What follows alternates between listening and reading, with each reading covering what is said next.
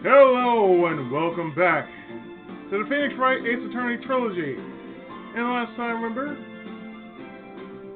we just got to work on the last case of Justice for All Revisited. So, let's get into the first half of the trial as we head on into the last part of Justice for All.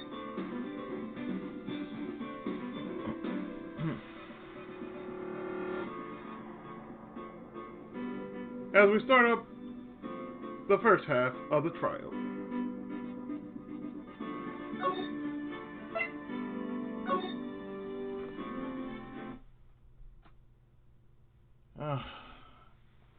This is how you're supposed to sit in the chair.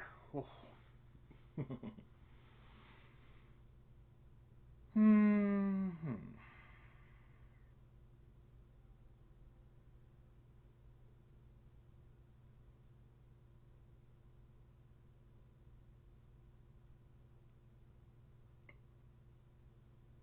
Mind you, the game is just like taking its sweet ass time trying to load up on everything. Don't know why it does that, but it does it.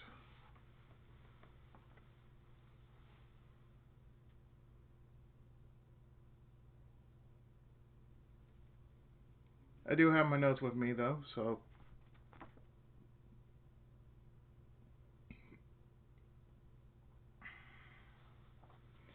it's gonna take some time for it to load a bit.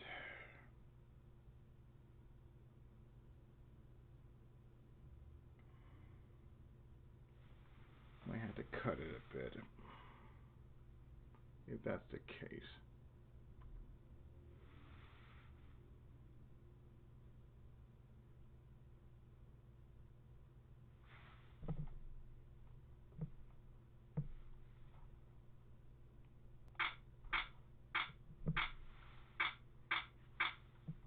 Okay.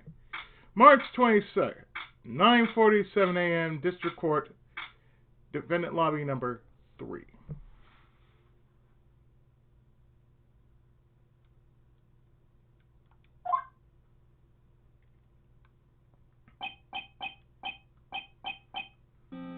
Adrian did it? That's what it looks like. Dude, no way! That woman couldn't do anything like that. In court today, there will be a mountain of evidence that will implicate you. A mountain of evidence? I'm certain there is someone out there trying very hard to pin this whole thing on you. Please, Mr. Lord, do like I said yesterday. I am refreshing like a spring breeze, alright? I can't let any sort of scandal ruin that. I understand. Well, almost time. Well, it's almost time. She ought to... My tits. We must get a complete acquittal today. I know. But I can't focus on Maya's situation right now.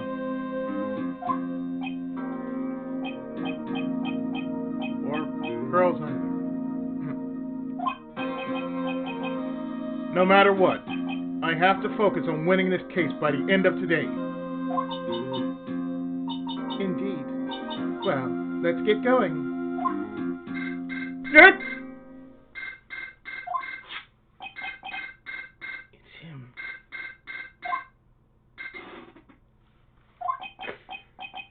This is Wright. Good morning. This is it, Mr. Attorney.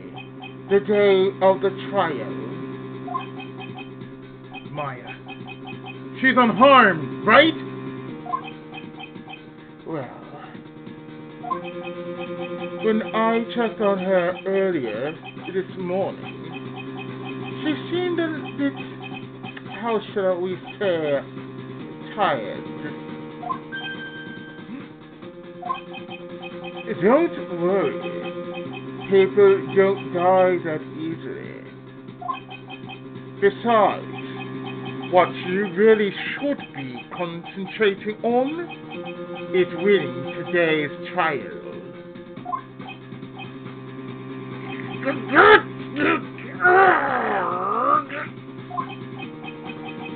For my sake as well as yours, you must win today's trial.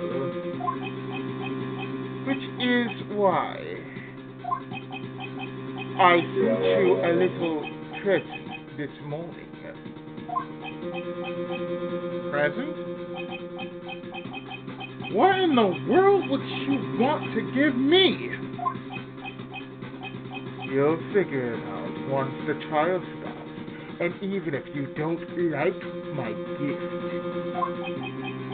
I expect you to graciously accept it and win the day's contest, if you please. Wait!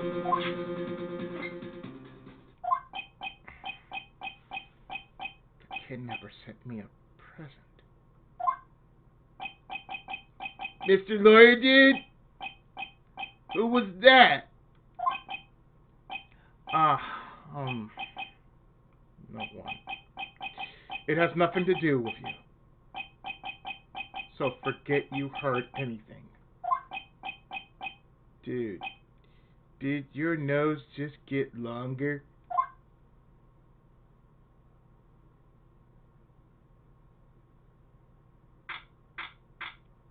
March 22nd, 10 a.m.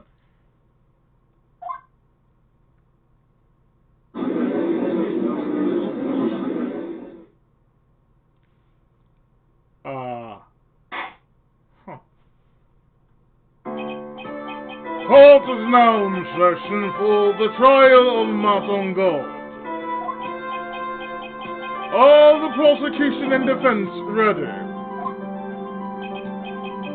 The defense is ready, Your Honor.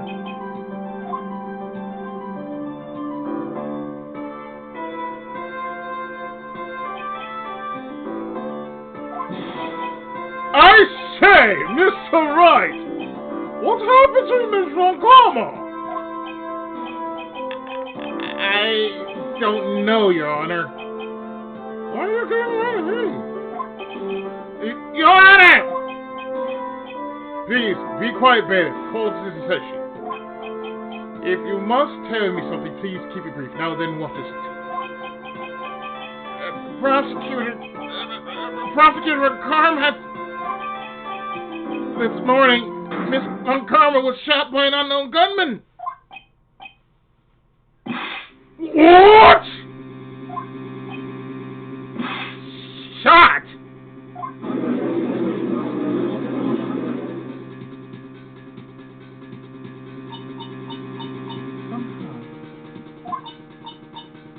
I think this is the present that man was talking about.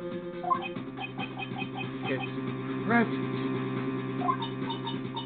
Miss Montgomery is one of the top prosecutors in the country at the moment. If she were to disappear, it would be to your advantage. This is totally insane! Miss Von Karma! Is she alright? I don't have that answer. She's alive and in stable condition. Not good. I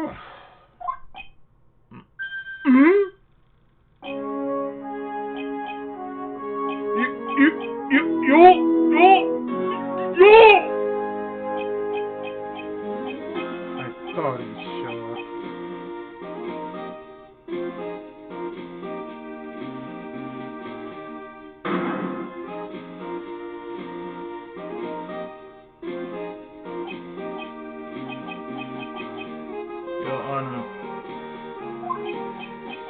Due to the circumstances, Miss May Franziska von Karma cannot appear in court today. I, Reiji Mitsurugi Miles Edgeworth, will be taking her place. The prosecution is ready. Naturally.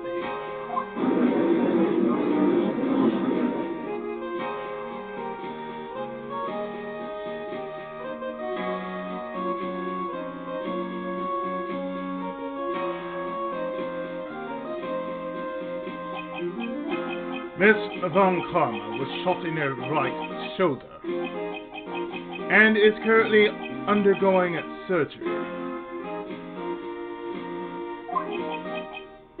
Luckily, I have looked this case over and am familiar with the details. The prosecution seeks to prove the guilt of Mr. Matt Angard. The court acknowledges the prosecution.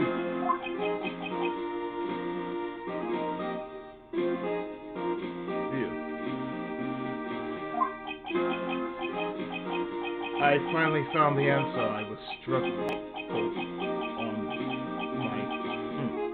Let me read that again. I finally found the answer I was struggling for on my long journey this past year.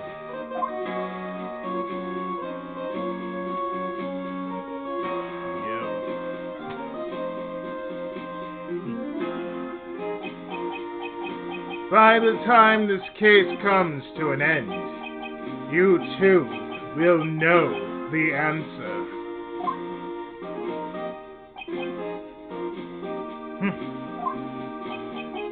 Now then, the prosecution would like to call its first witness. Please bring Detective Gumshoe to the witness stand.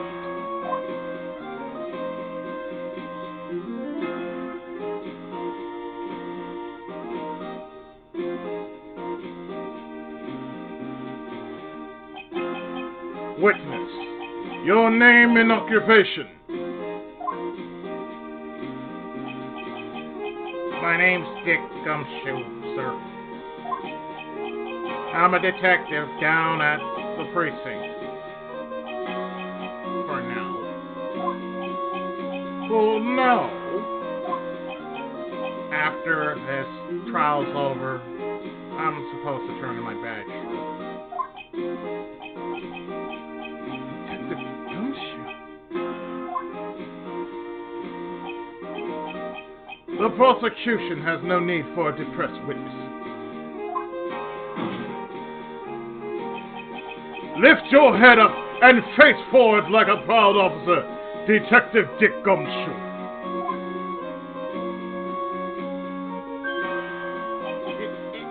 Yes, sir! Now, let's have your testimony.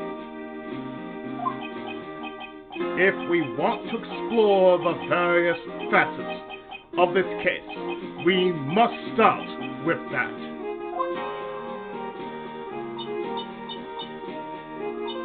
Get ready, Leo. This is going to be one very rough fight. Yeah. It would have to be with Reggie as my opponent. The answer he was struggling for.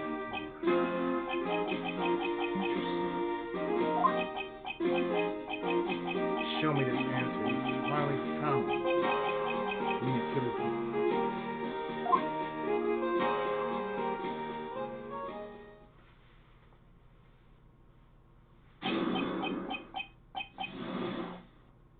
So we know what we're going to be doing here. Just like in the original. Get every little detail we can.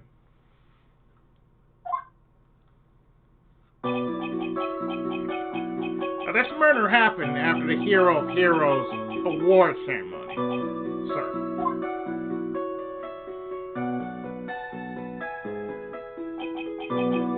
The victim, Juan Corda, was found dead in his hotel room. After looking into the cause of death, we believe he was definitely murdered, sir. At first, we thought there was something suspicious about the empty guitar case. However, we later found out that the guitar case had nothing to do with the murder. You sound so sure of this.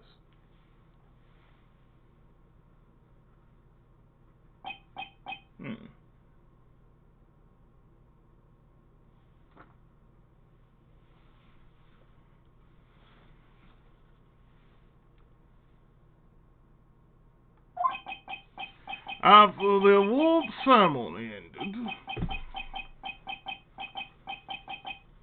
the victim was alone in his room. Yes, sir. Both the victim and defendant went alone to their rooms, sir. I see. Mr. Wright, you may begin your cross-examination.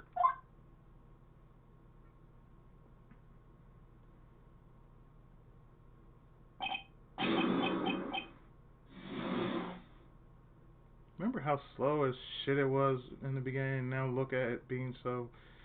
not so choppy.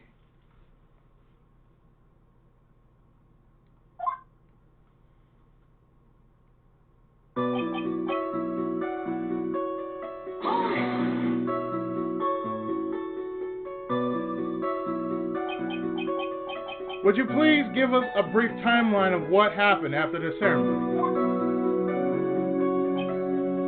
Okay, pal. The ceremony started at 6 p.m. It ended around 8 p.m. And then there was a short break. A special post-ceremony show was supposed to start in the lobby 30 minutes later. And that's when the victim's body was found, correct? Which is to say, the murder occurred during that 30-minute break period. Please continue with your testimony, Detective.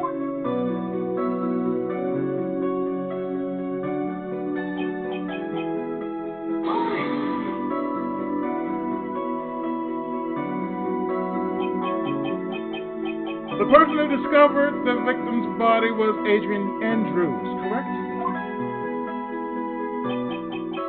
Yeah. Who is this Adrian Andrews you're talking about? She's the defendant, that on-guard manager. She's a really pretty lady, sir. Ah, so she's a pretty lady. I wonder if she will grace us with her presence. When the post-ceremony show was about to start, she went to get Mr. On-Guard.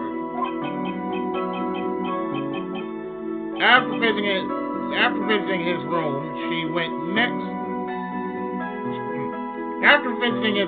next went to the victim's room to get him for the show, sir. I see. And that's when she found the victim's body.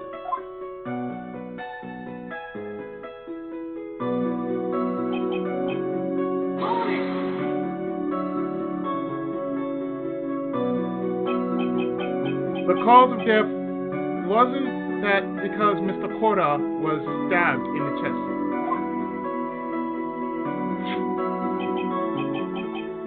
Only a careless amateur would believe something so brainless as that, pal.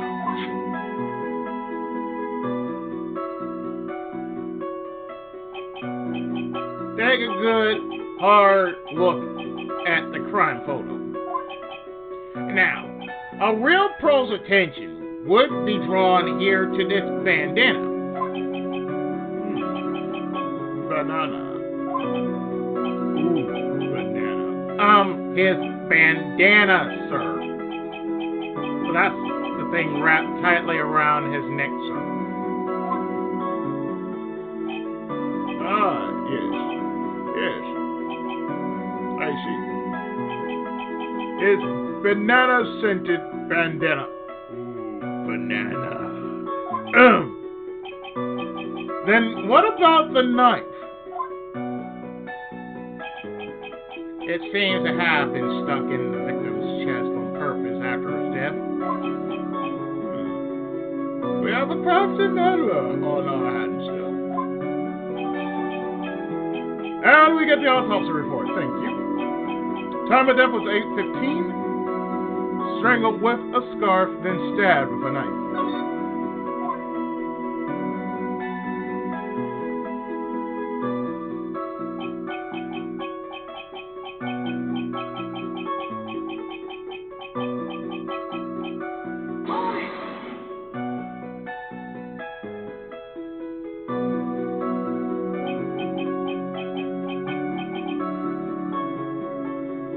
And why did you think that?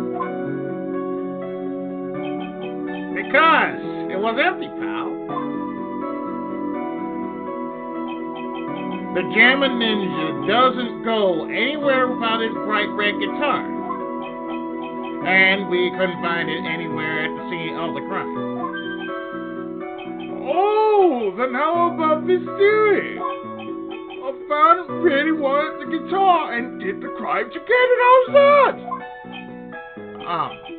We thought of that too,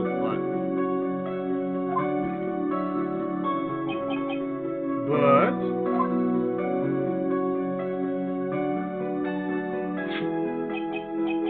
the only fingerprints on the guitar case were the victims.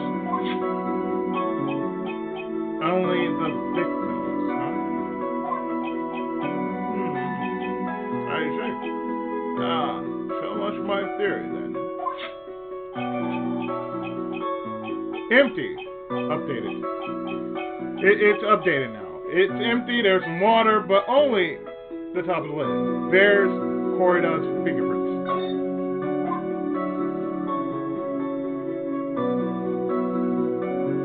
Or Corrida. If we're talking like that, it'd be Corrida. Juan Corrida.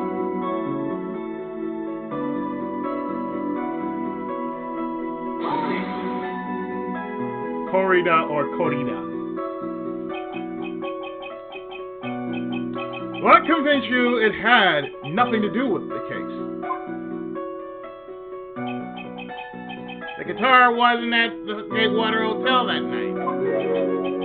Well then, where was it? The bright red guitar was eventually found at the TV studio. The victim, Juan Corrida, had apparently only taken the case with him, sir. So you mean he forgot to put the guitar inside the case? Yes, sir. Even when he was on stage for the ceremony, he didn't have a guitar. So that guitar case was empty even before he got to the hotel. Yeah, that's right. So it had nothing to do with the case after all. I believe that is enough. First, the victim was choked to death with his bandana. Or in this case, hachimachi. The hachimaki. It wouldn't be called a bandana, it would be called a hachimaki. Then, after the victim was dead, the killer deliberately stabbed him with a knife. Which brings me to my next point. Why, then, did the police arrest Matt on guard? Because there was reason enough to suspect him. Here it comes.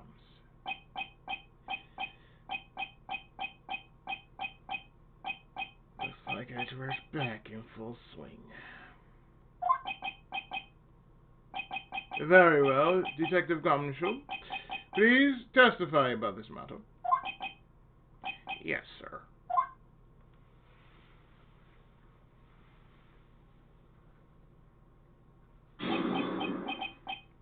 Yes, why arrest on guard?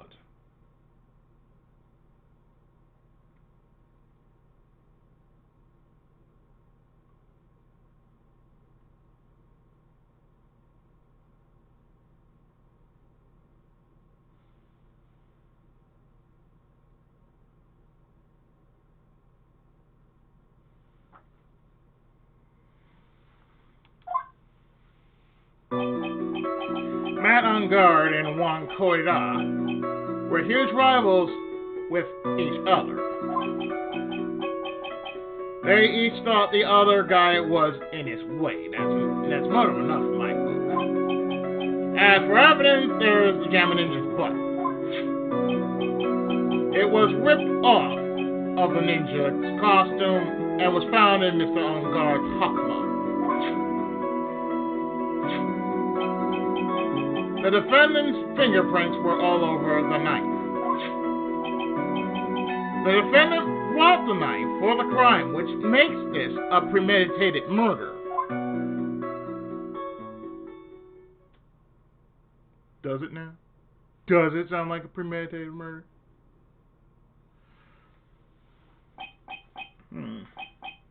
So, the defendant's fingerprints were found on the knife used in the stabbing.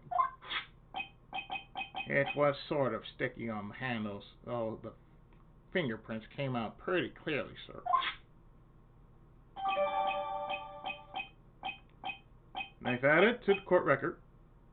There's the victim's blood and on guard's fingerprints. In the grip gate, water is engraved. And there's this button. That was found in the defendant's clothes, was it? And is this button also covered in blood? Yes. And we know that the blood on it is the victim's blood, sir. What? Was ripped from his costume, covered in Koida's blood, found in Ungar's hakama. All of this points very clearly to the defendant, doesn't it? Yes, it most certainly does, Your Honor.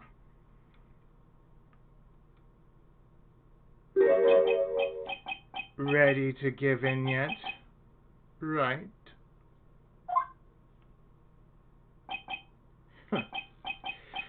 I'll find the hole in your argument somehow.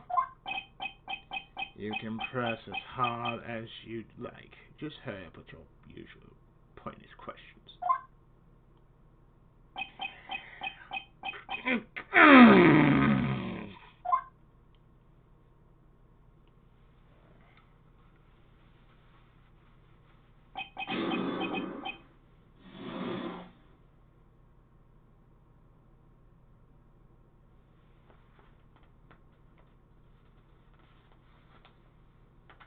Okay, so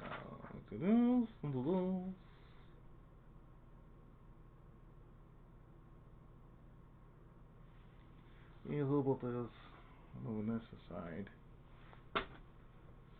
My MP3 player, mind you. Reading my notes.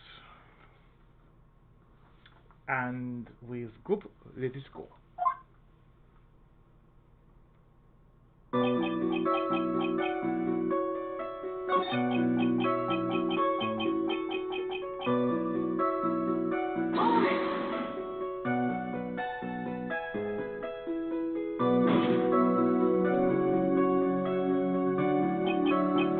Wait just 1 second here. Mr. Ungard was beating Mr. Koida in the popularity polls. Well, yeah, I guess, but... Which means that in the defendant's eyes, the victim was not a rival at all. Which means he had no motive to kill at all.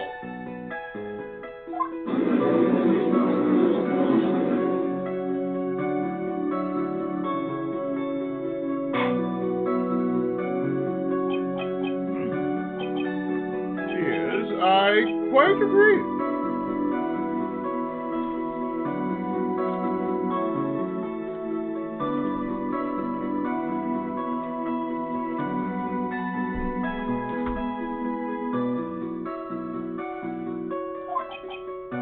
Well, detective?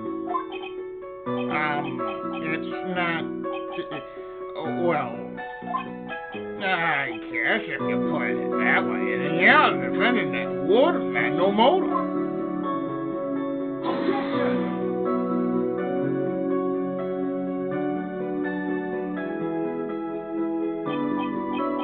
Detective, I'm beginning to see why you were fired.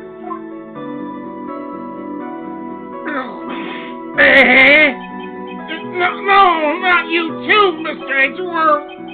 Sir, that's...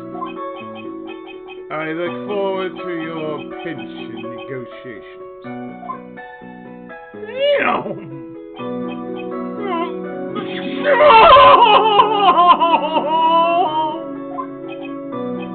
Now, detective, let's continue with the testimony.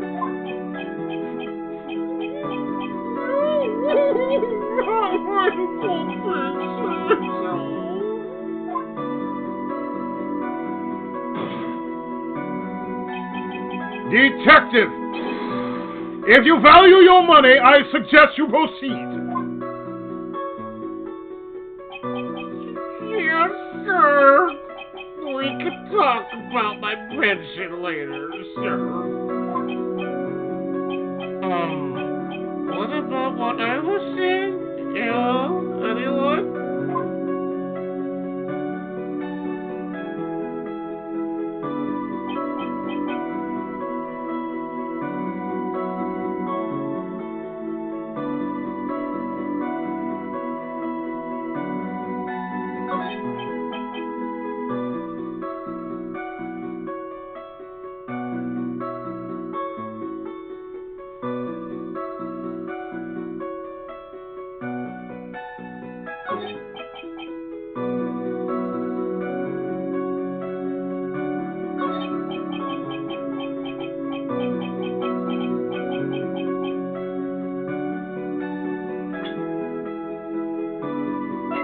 I don't know about that, man. I mean, you look at it like this, I see something else, man.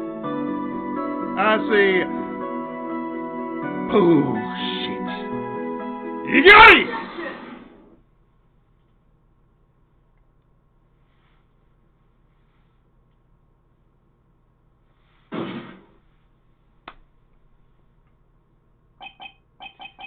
Wait a second. What? So, the basis of your argument that this was a premeditated murder is simply that my client bought a knife beforehand?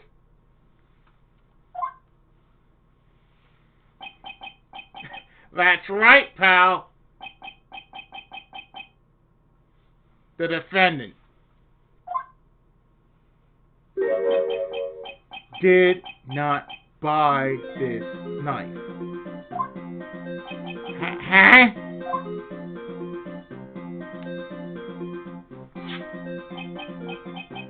Take a good look at the handle of this knife, and you'll see what I'm talking about.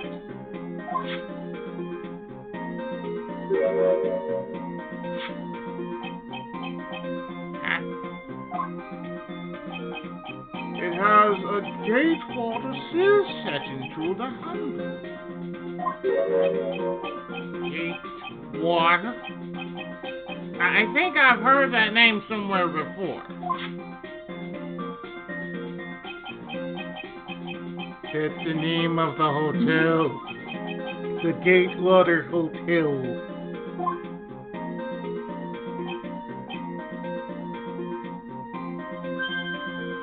Uh-oh.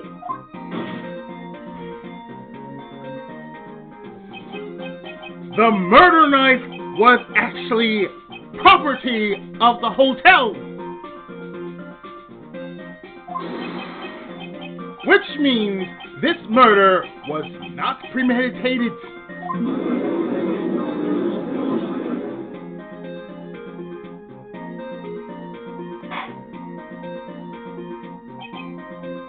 Yes, that is very true. This is a very big...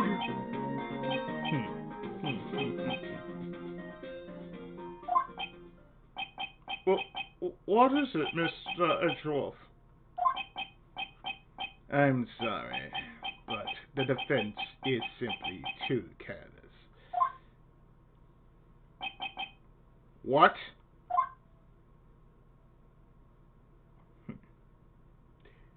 Huh.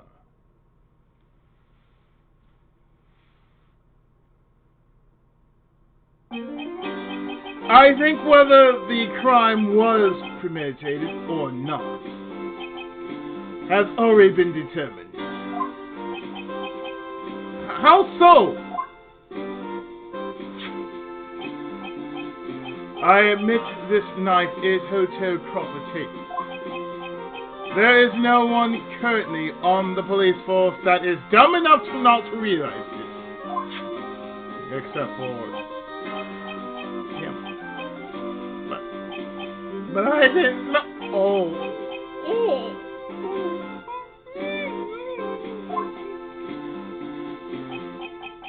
The question is,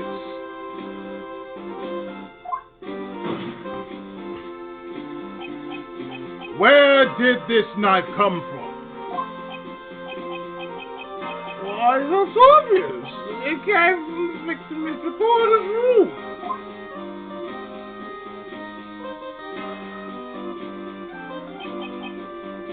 Sorry, Your Honor, but that is incorrect.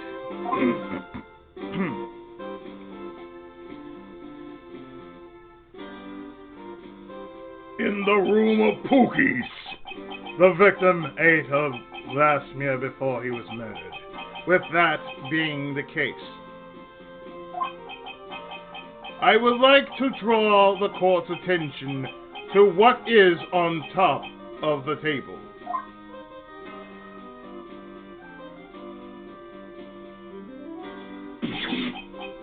There's a knife and a fork on the table.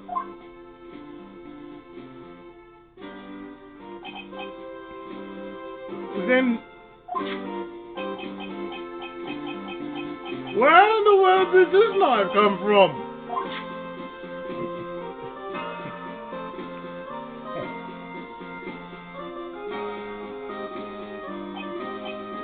If it pleases the court, I would like for us to recall the room of the defendant, Mr. Matongal.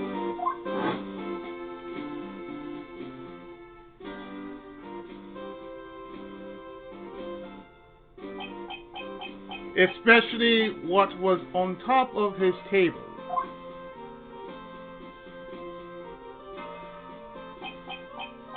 There is something missing, perhaps. Is it a single knife?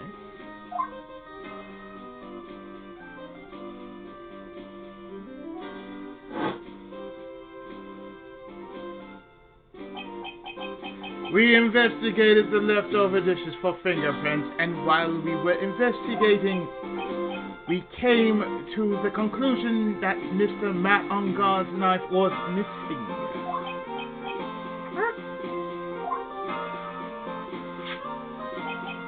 Mr. Ungar had gone to the victim's room with the knife he had used during dinner. Why would he carry a knife on a visit? To kill, of course. And with that, I believe the prosecution has proved this was a premeditated murder.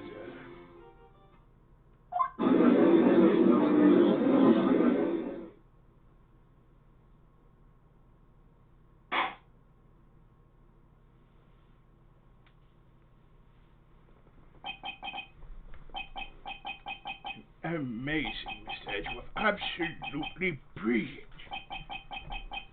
A brilliantly clear deduction. It seems like Edgeworth had this planned from the very beginning. This must be one of those traps, and I just walked headlong into it.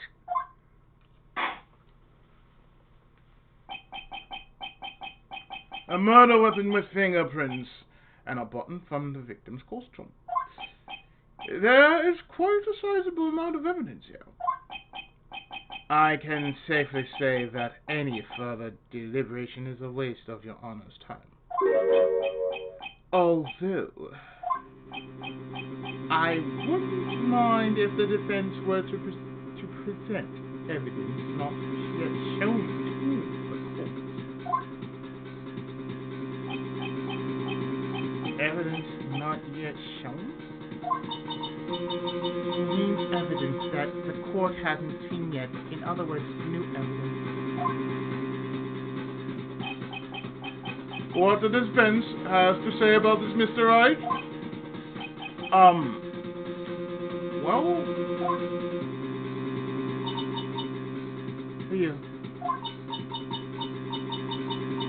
the judge is favoring the prosecution right now. If we answer with something wrong here, that devil of his will be bringing out the sound of our defeat. Mr. Wright, do you have something important and necessary to present this court? Actually, I do.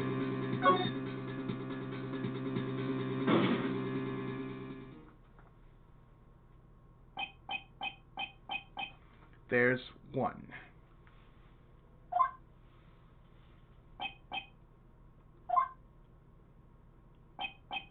One piece of evidence that catches my attention. Something that this court has yet to see. Mr. Wright, I will say this one more time. I do not feel this trial needs to continue at all. However, I am giving you one chance and only one. What the judge is saying is, don't try pulling one of your usual bluffs here. Prime Minister Sir, it's hurting for all of us. You may now present one and only one piece of evidence. Now then, what is this important evidence that you must show to the court?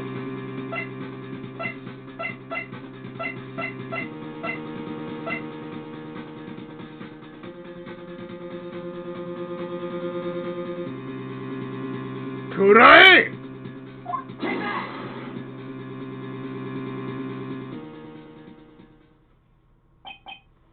This is a wine glass, is it not? Please look at the photo of the crime scene one more time.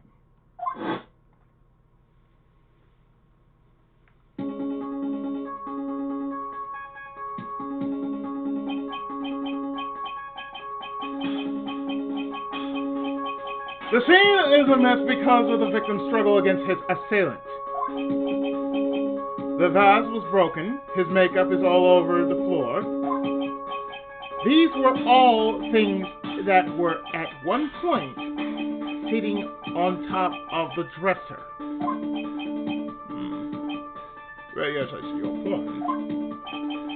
However, this glass that is sitting on top of the dresser is mysteriously untouched. The only thing that had not fallen over, along with everything else, is this wine glass.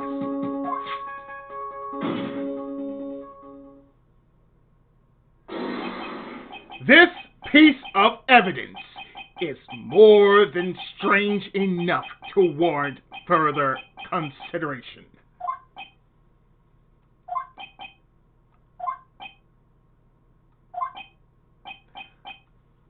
Well, what do you all have to say?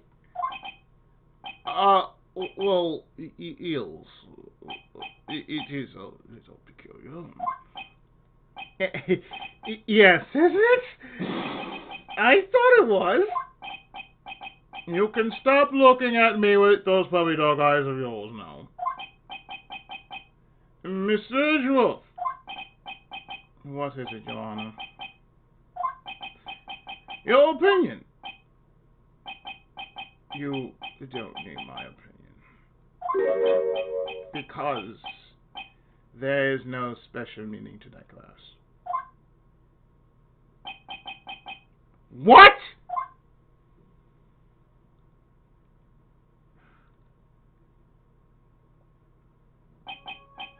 It's safe to say that the glass was set there after the crime took place. By the person who discovered the body, Adrian Andrews, for example. She could have easily been so shocked that she set the glass down without thinking. That sounds very plausible, Mr. Wright. Could Miss Andrews really have set that glass down without thinking?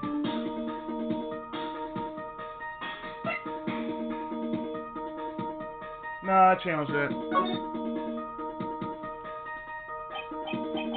If I appear weak here, the trial's over. I can look for my truth later. For now, I should trust my instinct and point with certainty. It just might fall for it, if you're thought-provoking enough.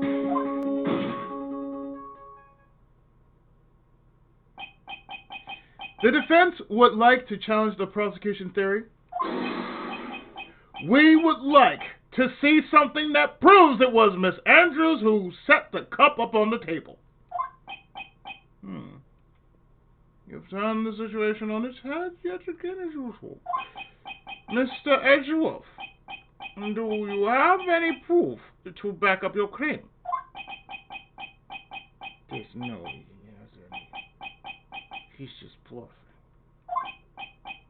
Unlike Mr. Wright, I never say anything unless I have the evidence to support it. What?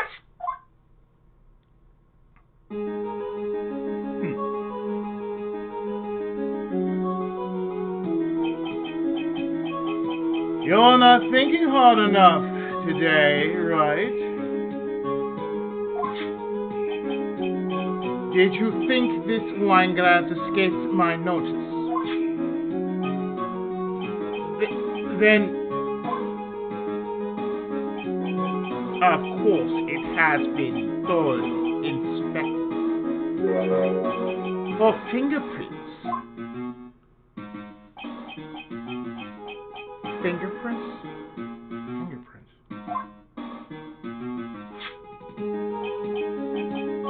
There were only one set of fingerprints left on this wine glass. Only one? Well, whose were they? They were not the victims nor the defendant, rather they were of one Adrian Andrews. What?! Updated. Found next to the victim, filled with tomato juice. There's her fingerprints. That is why I said that the person who had discovered the body had left it there. Are we done here, Mr. Wright?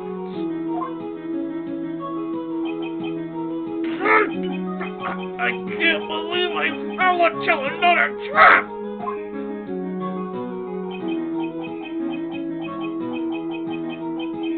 Miss Andrews was probably holding the glass when she went to see Mr. Poida.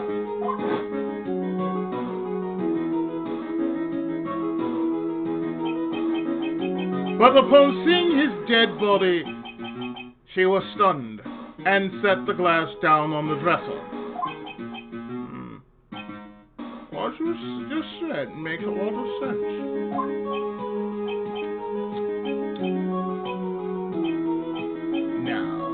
Do you see, Wright? You can't change any part of my scenario as it explains everything all too well.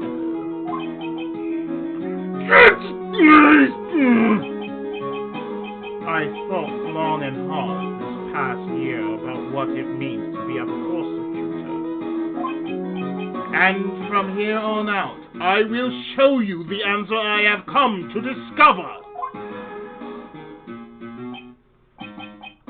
Wait a second! Mr. Edgeworth! I think the prosecution has provided enough evidence for me to enter my verdict.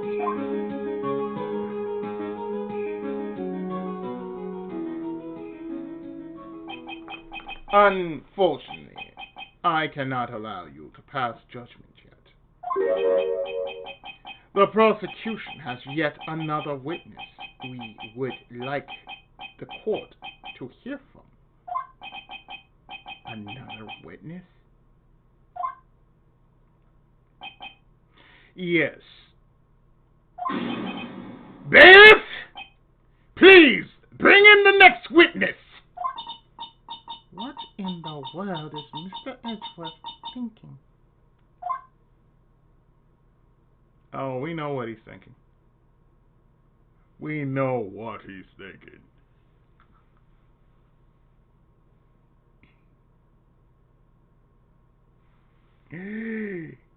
It's her.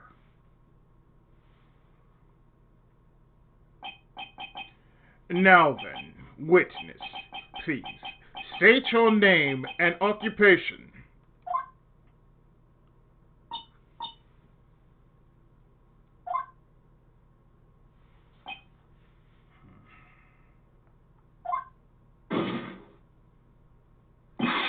Witness! Your name and occupation, please.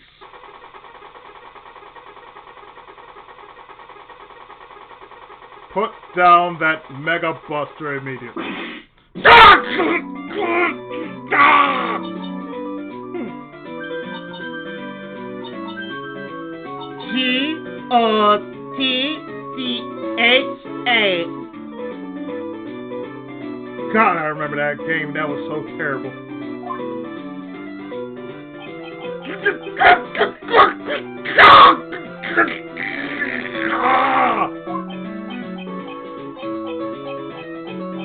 I wonder what happened to their calm composure here earlier. Hey, G-Boy! It's been 1 year since we last been out of this. You should be more happy to see me. I saw the report from testimony, but who knew that under the helmet? It was the wicked witch of the witness stand.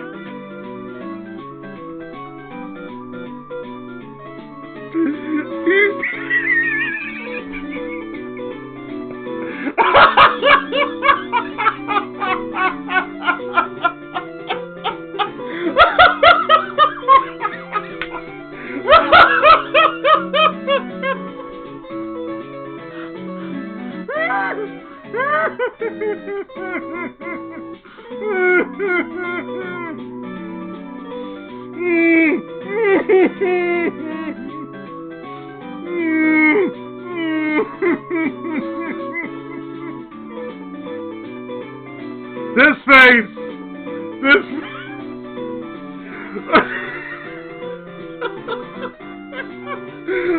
oh shit!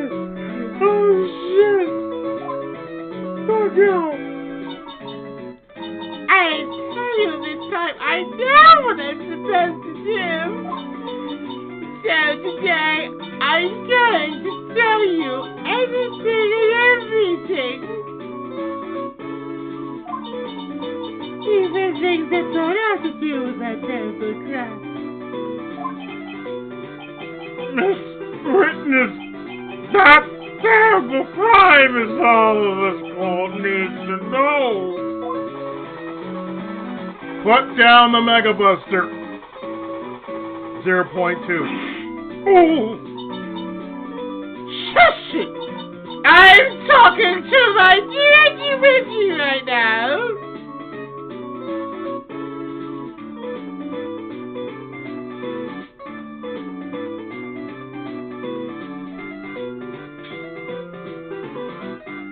Marked for posterity.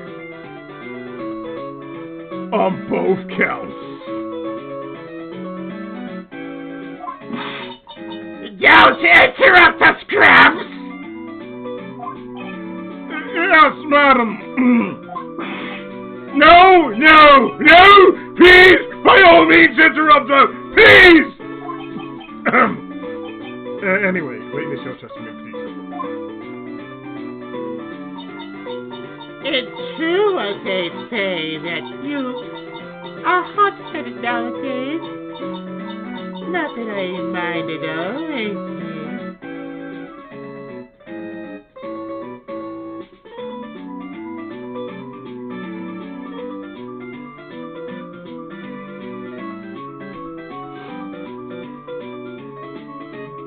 Screenshot the lawyer. Just say no.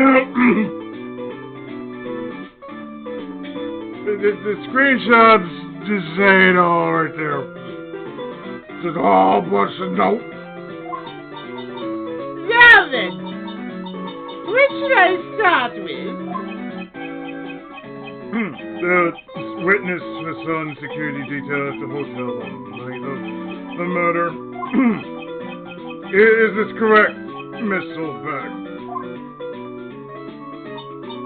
It was a great time being able to see my dear Wright.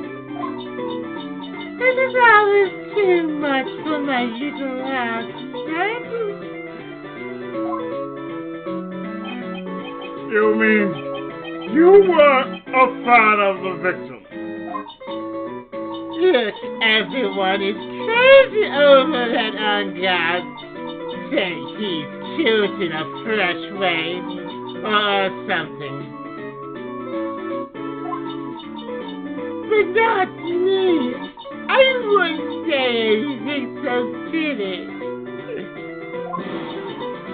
After all, I had no interest in a little child like him. I'm only interested in a real man. One quarter.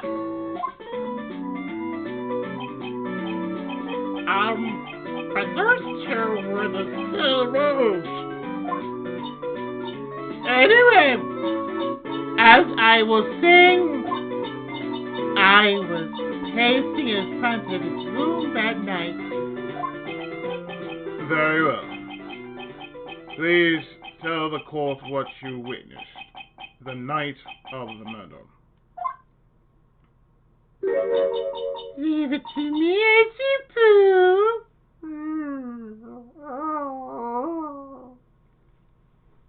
And the wolves are howling at Pepper. And he's like, oh. This entrance like,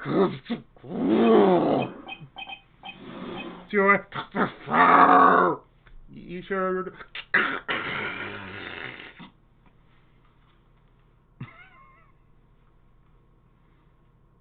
This is all going in the back of his like, you. It's like the only woman in his life that would just say, you. Why you? No, why you? I'm saving Wookiee. I'm saving the Wookiee, folks. She'll make anybody with a Wookiee come out. So, no. There you go. I'm providing comedy here, folks.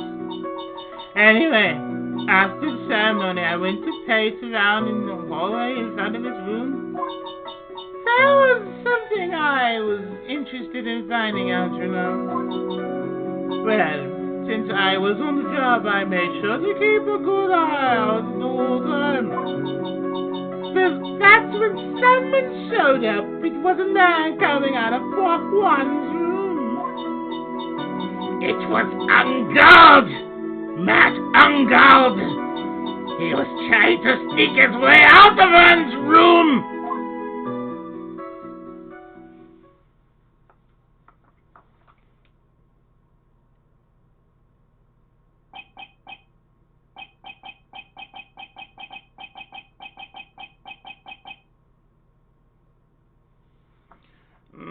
So Mr. Ungard came from the victim's room. See? It has to be him! He's the murderer!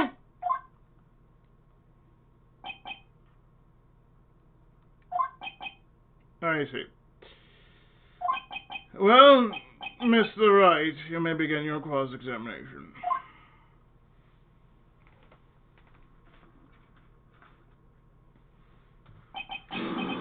What you witnessed, madam?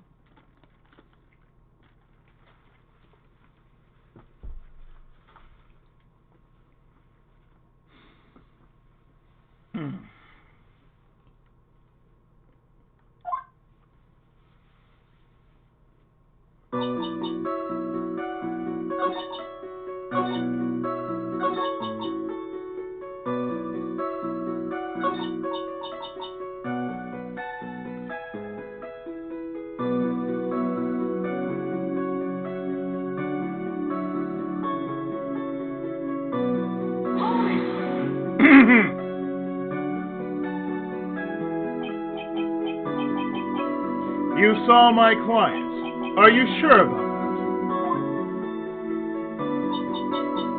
Yes. Really? Annoying brat! When I say I saw someone, I saw that person! Why do I get a sense of deja vu? Maybe to avoid a repeat of last year, I should delve into this a bit. Avoid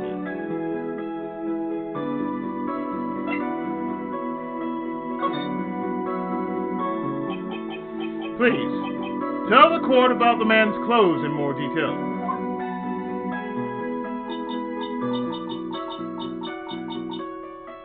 Well, the Jefferson Manual, really, as if someone like that, Miss Madden. Well, it does. Now, what was it? Oh, yes, it was that thing. What thing? That gaudy thing he's always wearing. That racing jacket.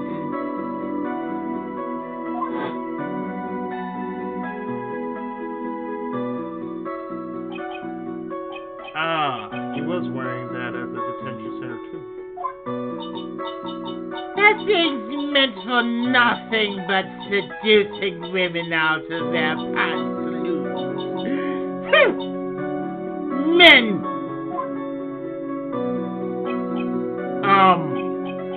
Right.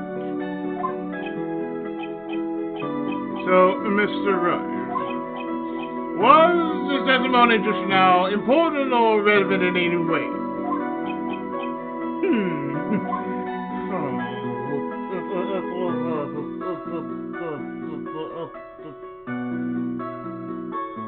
That was a very important. That was very important.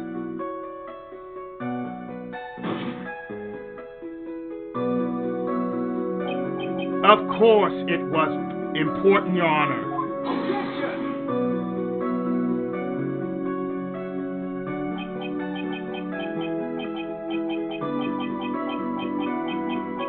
Then perhaps you would like to point out what part of that testimony was important. Don't you see it, Edgeworth?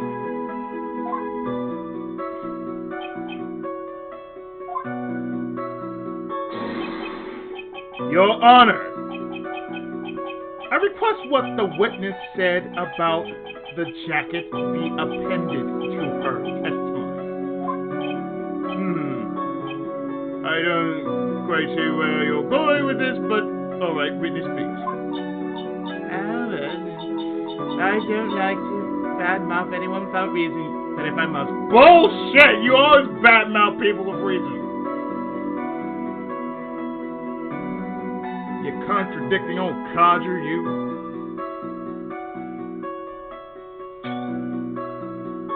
Bull to the shit.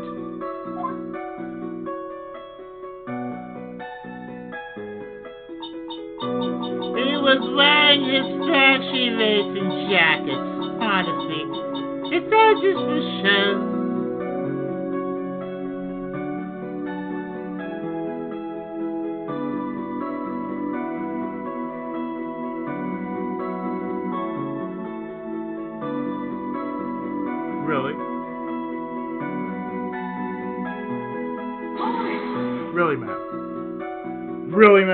Really? Are you sure the defendant was wearing a racing jacket? What do you think? It's not like I've seen him in anything other than that whole thing. I'm sure he was wearing it. She sure sure herself as to the point of self-absorption. She may not remember things or be mistaken here and there, but I don't think she's lying. That's bad for us. Really bad. But that's how the human mind is. It also has the tendency to jump off topic. She strayed onto a few interesting side topics this time too, hasn't she? But that's what makes her a sweet old baby. Just because you're not the one who has to question her.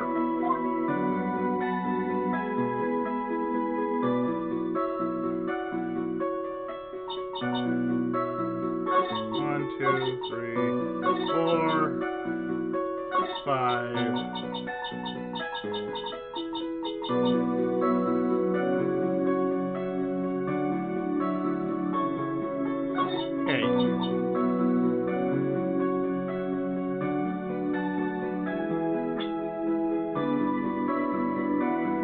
So you're saying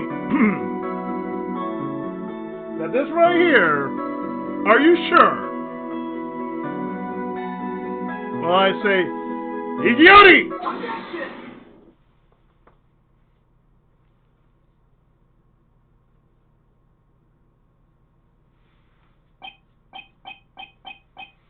Miss Oldbag. What? Don't say my name for no reason! Do you know what this is? It's but number 2 of the German ninja's costume! Now I know she's an old sis She did heard it in a single glance. Give it here! Give it here! If you don't give it to me, I'll punish you with this! With that Mega Buster Mark 0.1. Wow, she really is a die-hard hand to the line of button covered in blood. This button was discovered on Mr. Ungard's body during a full body search. See? See? This button proves beyond a shadow of a doubt it was that rascal Ungard. It was caught up in the pleats of his nickel samurai hakama pants. See? See? And Ungard is the nickel samurai!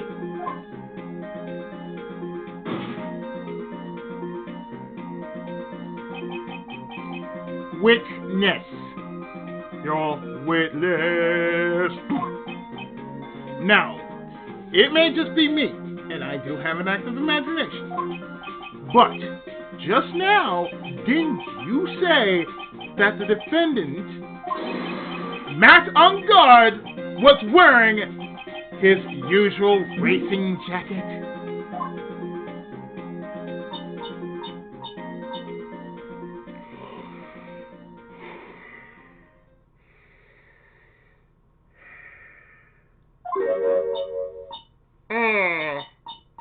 I'm so sorry. Sorry that you judge people based on what they wear! If I wore the trendiest dress, then maybe you'd think I was the most gorgeous woman ever. But instead, I have to put up with wearing this ridiculous looking outfit. You'd agree this outfit is hideous, right? I've got a tape recorder stuck on my chest! Let me tell you!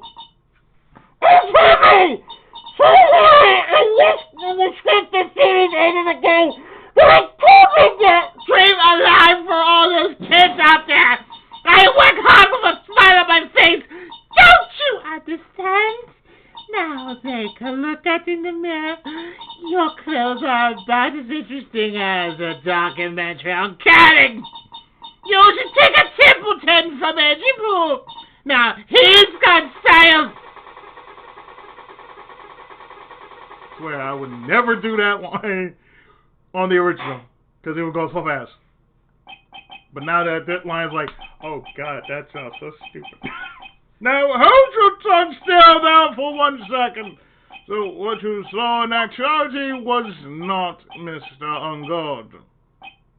The man.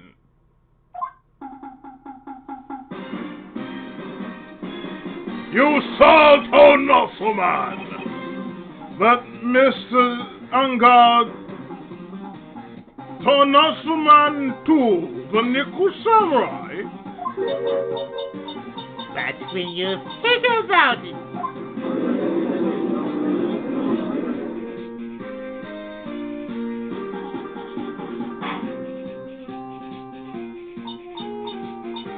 They're really one and the same anyway.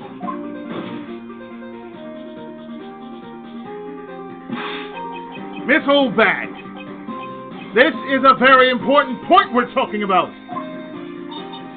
Edgy Poo, do you think so too? Well, it might be something worth considering. Just say it's important and agree with me for a change.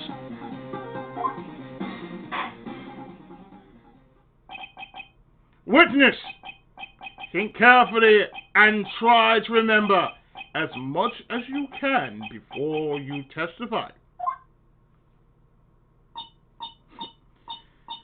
All right, if you insist.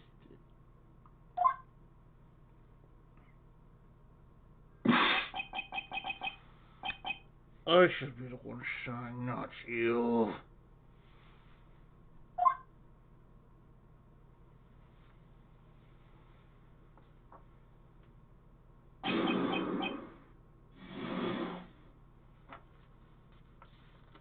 Which...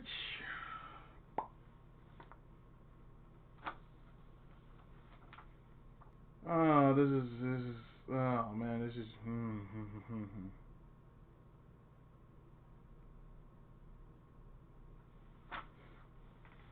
Yeah.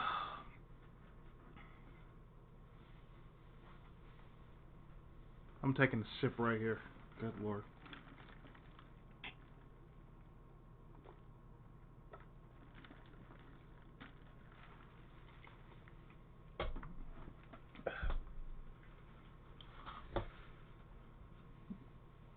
Ah, good old Pepsi, man.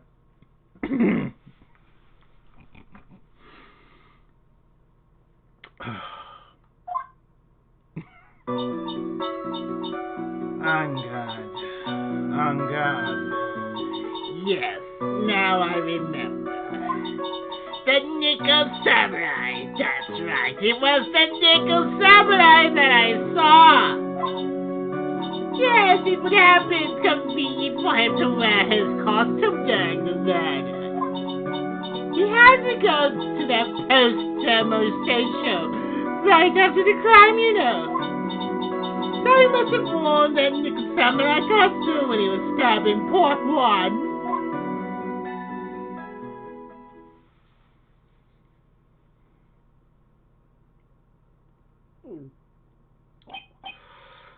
I know it.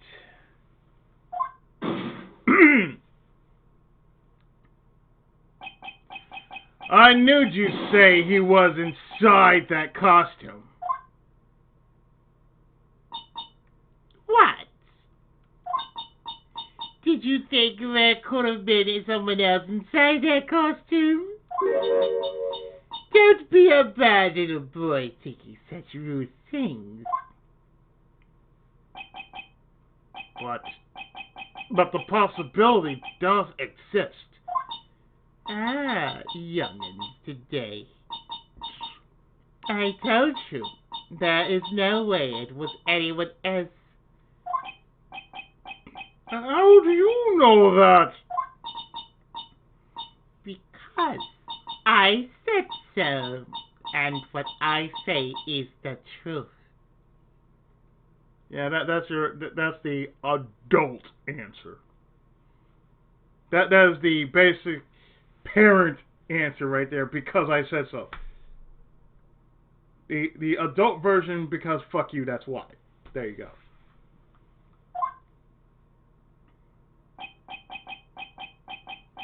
At least she's just as delightful with this as she was a year ago.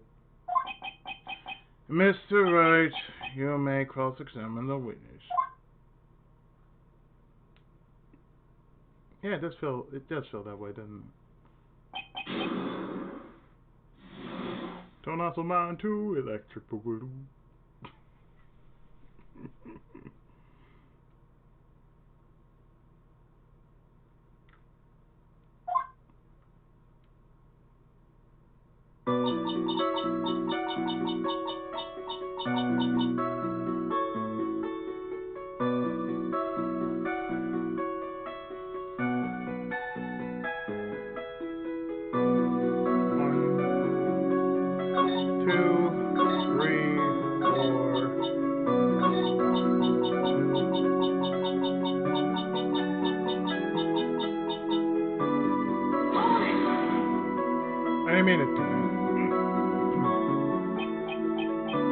So, let me ask you one last time. The person you saw, it really was the Nickel Samurai? As surely as ever. Haven't I been saying that from the very beginning? Sure, it's all to tell you. You don't need to think too hard on this one. There's a contradiction in her testimony and sitting in plain sight. The question is what that contradiction means for us. Well, I have to figure out what you're talking about first, but okay.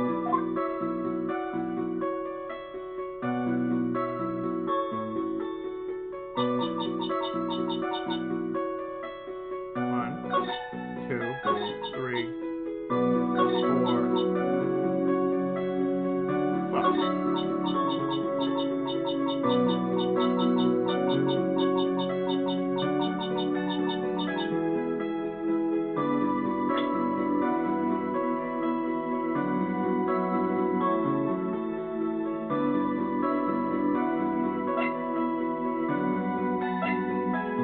Ma'am, I got 2 words for you.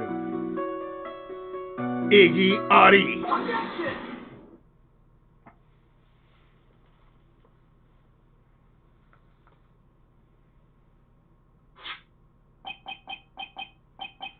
Please take a look at this. Yeah, so it's a knife, big deal. If you're trying to scare me with that, I'll have you know it won't work. No, that's not my intention at all. That's the knife that was used in the murder correct. Your Honor, do you know why this piece of evidence is important to this case? You don't even have to ask. It's because the defendant's fingerprints are on it.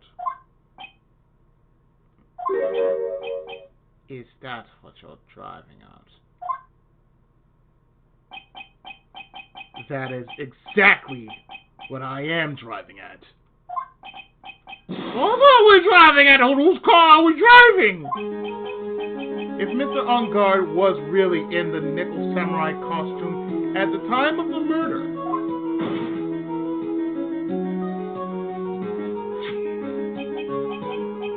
then it's impossible for his fingerprints to have been left on this knife. Actually, he would have wiped all previous fingerprints on this knife right off.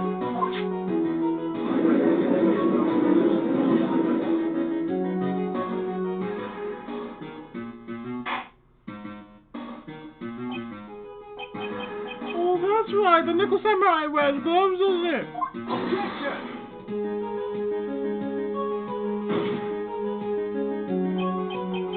He probably took his gloves off before he began the stabbing.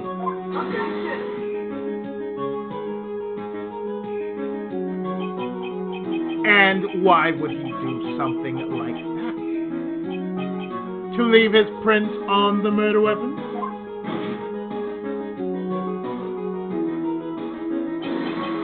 There is no way he would do something like that.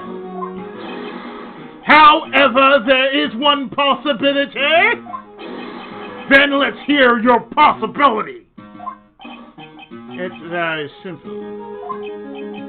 The defendant went to the victim's room while in costume as the nickel samurai. At that time, the defendant had no intent to murder. He was probably just going to relax and talk with the victim about the state show. Which is why he took his gloves off. But the murder still did take place. It's well known that there was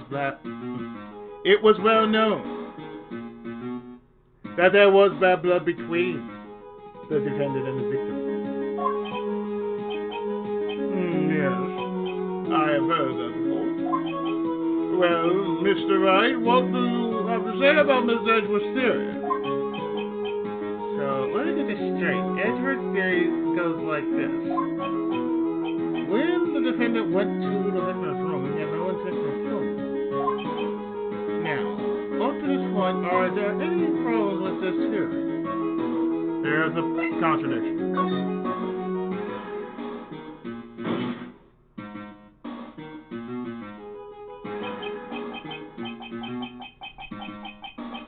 This theory contradicts something in an earlier testimony. What are you babbling about?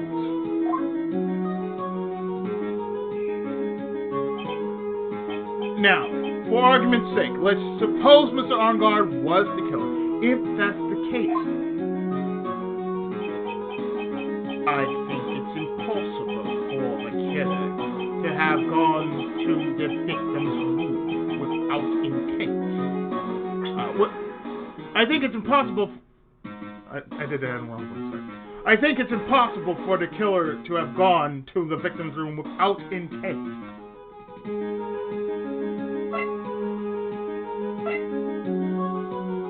Because of this.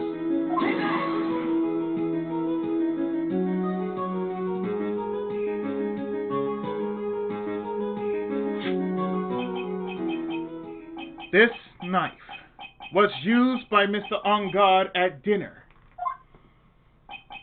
Yes, we did establish that.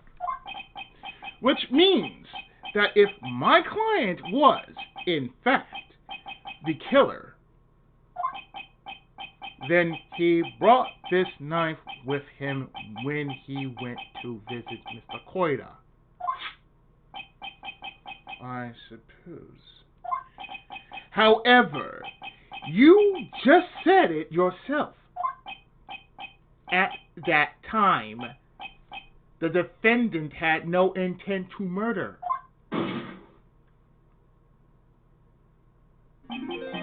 If that were true, then why would he bring a knife? He wouldn't, would he?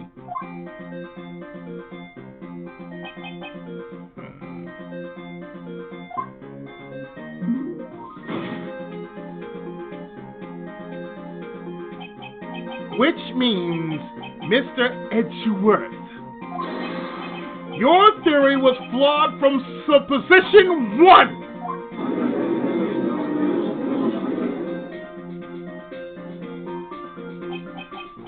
And one more thing. If the murderer was wearing the costume at the time of the murder, then there should be glove marks left on the knife.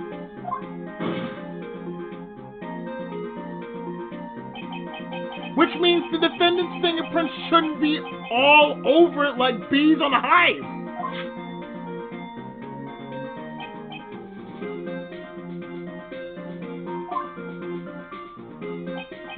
And that brings me to my final point. This knife was planted by the real killer to hide their identity and mislead us.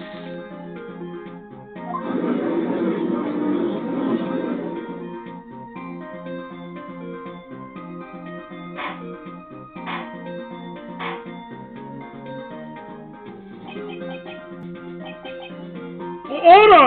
Order, I say! Order in the court!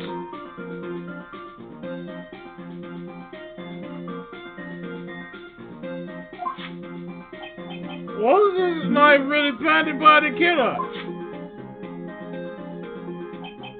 Why would the murderer do such a thing? To frame Matt.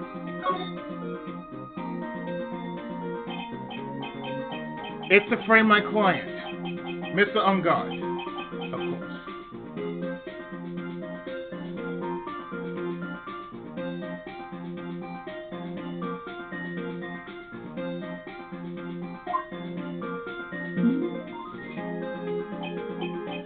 To frame.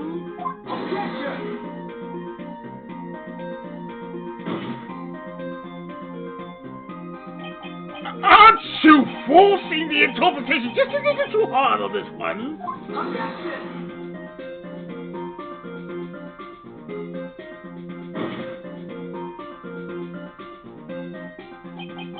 But we just established that the witness saw the nickel samurai in costume. And if that were true, then there shouldn't be a single fingerprint on this knife.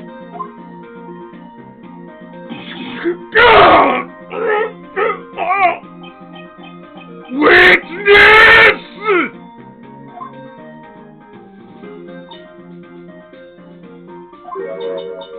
Looks like I made your life a tiny bit more difficult, huh, Etsy Poo?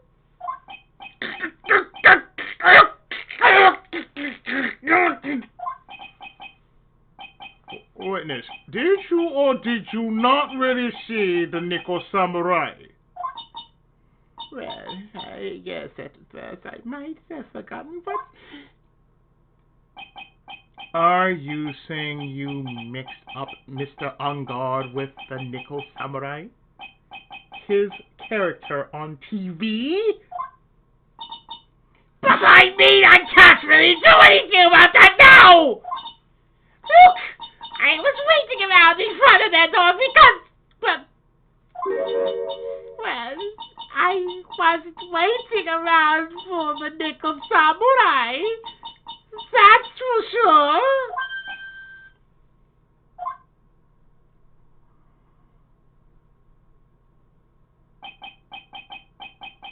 She wasn't waiting for the nickel samurai. Alright then. Who were you waiting around for then?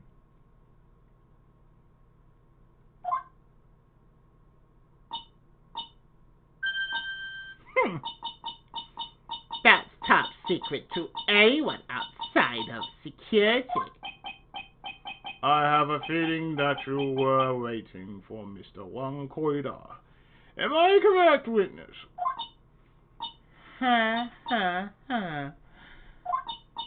The way you think, you are a sort of a chill for terrible case of nearsightedness. Amateur? Me? What am I an amateur of? Windbag was waiting for around in front of the victim's room. But it doesn't sound like she was waiting to catch a glimpse of Mr. Koida.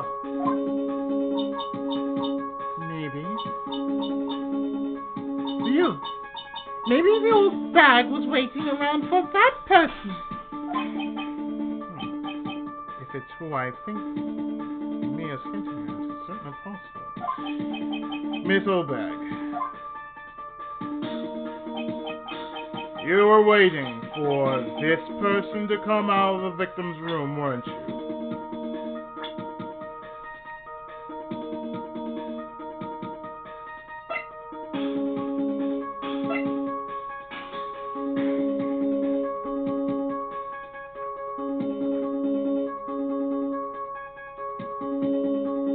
waiting for. Samuel!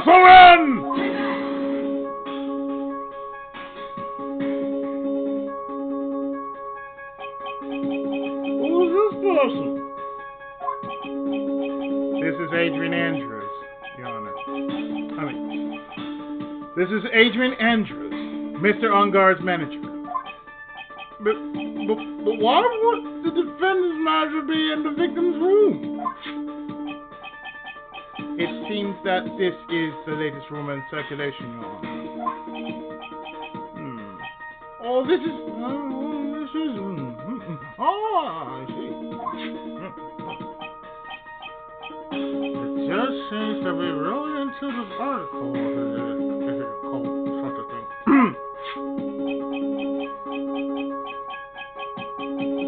And then this manager with the initials AA. Are you saying it's Adrian Andrews? Without a doubt. The witness thought so as well.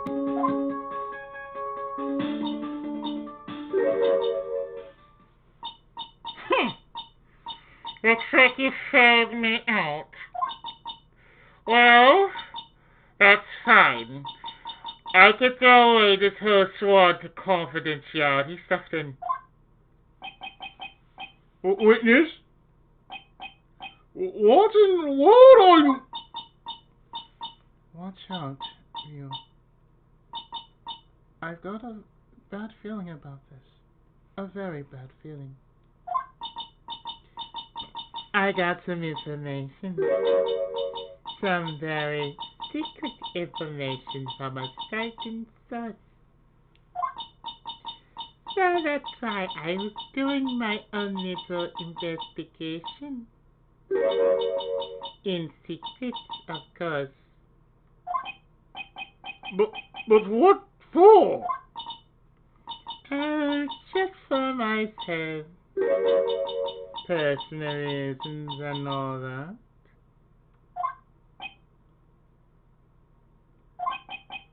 Well, Mr. Edgeworth, how will you proceed from here?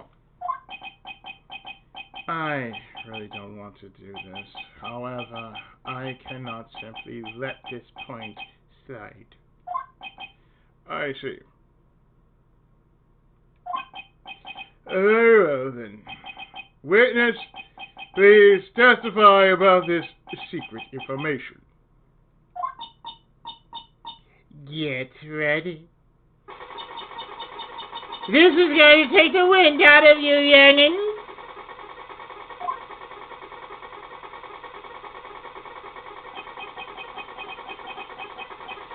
I'm sure we're all capable of handling this. Really, it's not like we're 10 years old.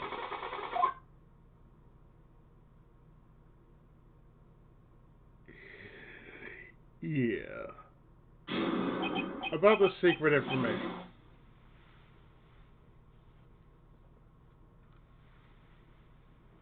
This poor choice of words.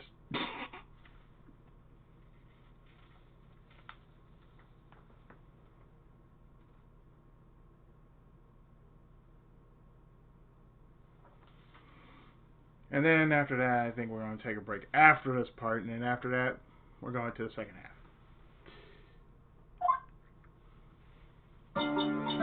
That God is one evil man!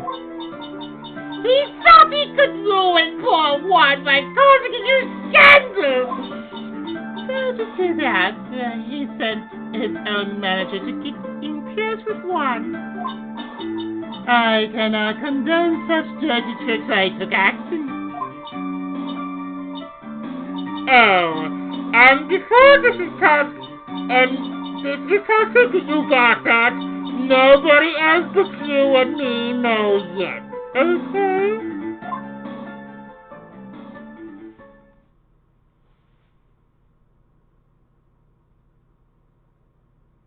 In the court of law, there is no top secret.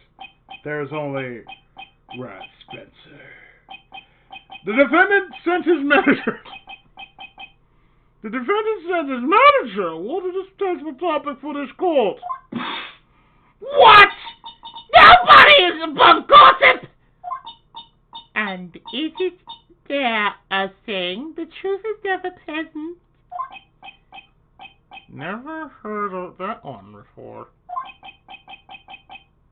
Mr. Edgeworth, what about this Adrian Andrews person? We have looked into this matter. We have looked into this matter.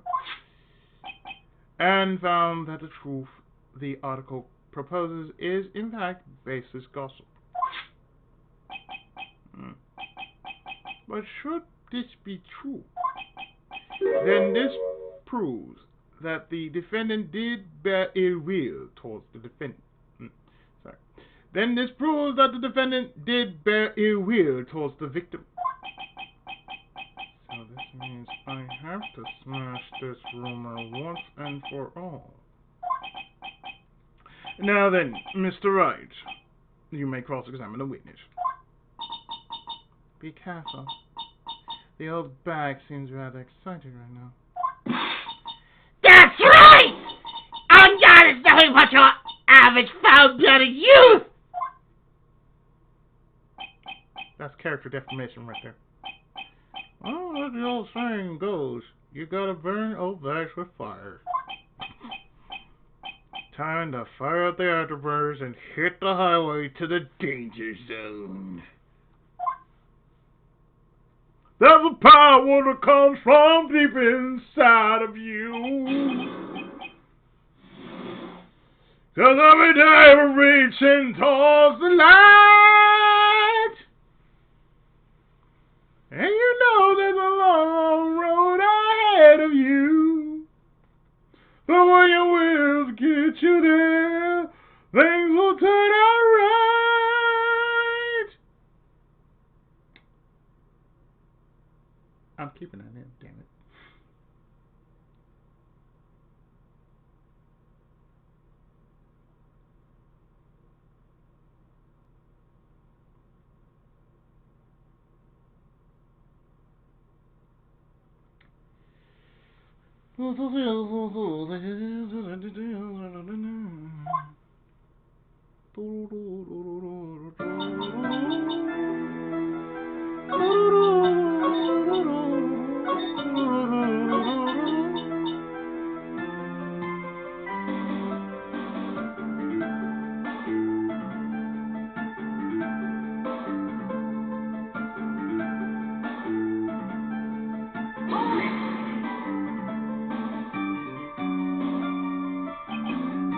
Wait. What? Emergency woman! He told the kids it's over! Secret information that no one else knows yet.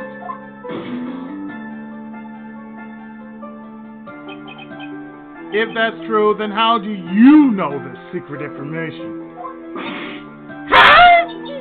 Oh, well, that's because I'm a pearl. Yes, that's it.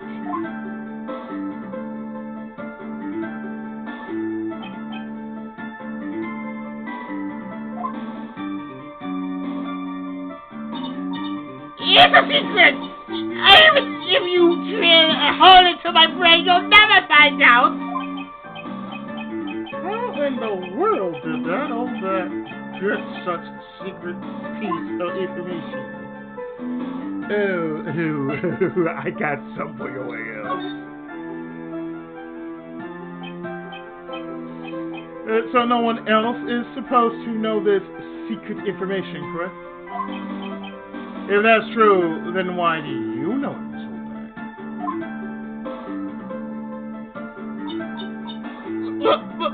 Why are you looking at me like that?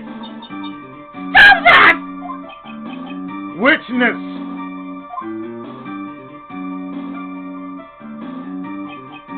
I hate to say it, but this is how you came to acquire your secret information, isn't it?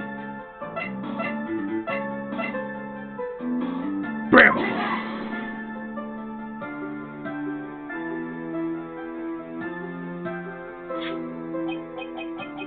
The investigative photographer, lot of heart. Oh yes, I remember that mischievous girl. She reported that she had lost a certain note she had written to herself. She reported such a thing.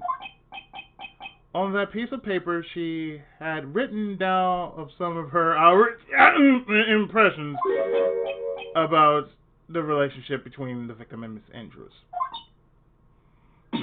What? Outrageous ideas, you say?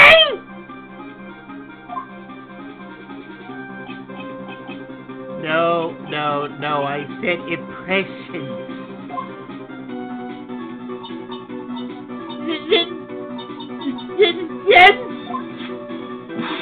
Then everything written on this note, then everything written on this piece of paper is completely meaningless?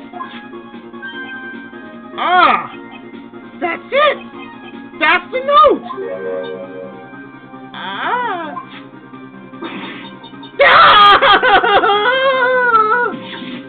No! You see, this is something completely different! This is my top secret interpretation device!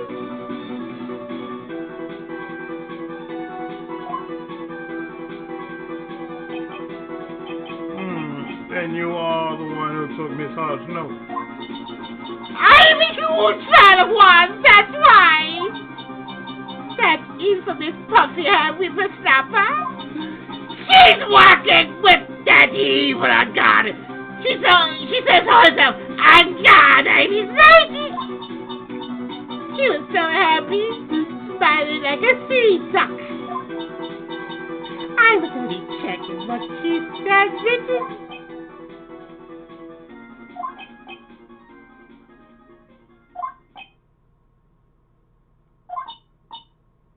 We are not all impressed. We are disappointed. We are venom.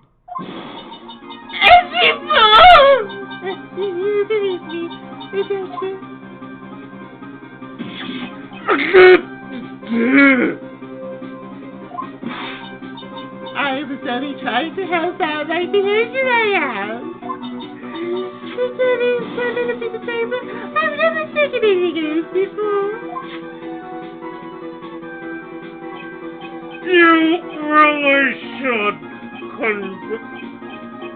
You really should come with a supply of cheese to match your vintage wine.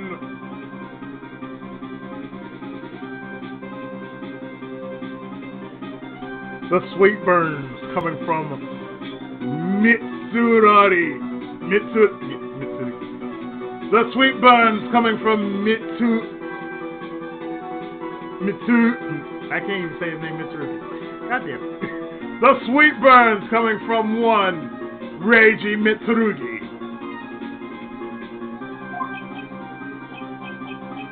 There's only one.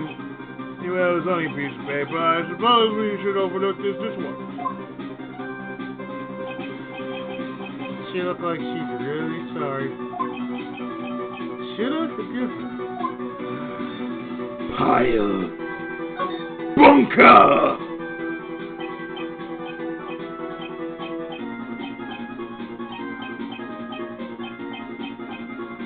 If I let up on her now, she'll get away.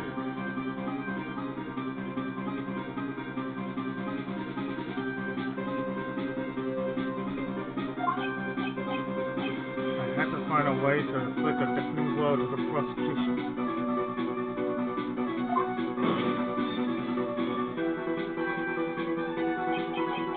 Witness! You said that the only thing you stole was that note. Is this correct?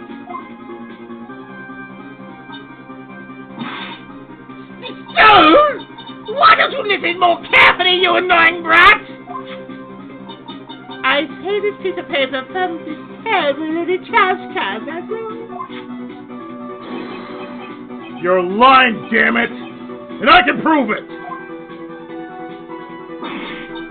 Are you putting my credibility on this scrutiny again?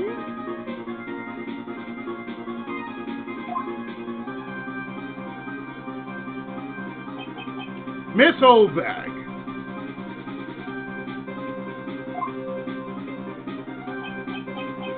I don't believe that the note is the only thing you stole that night.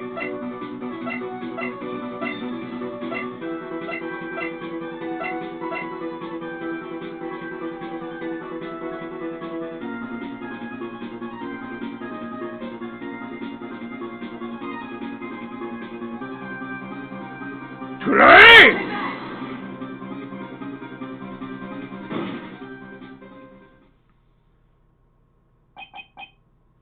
Miss Windbag, that note was with a camera inside its case, wasn't it?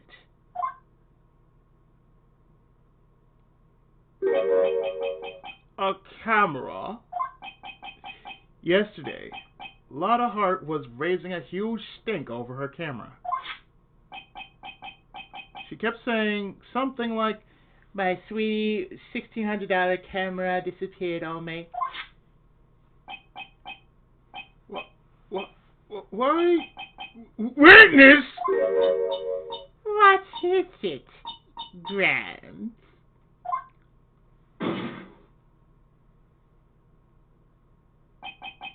If you have the note, then it is only logical that you have the camera too.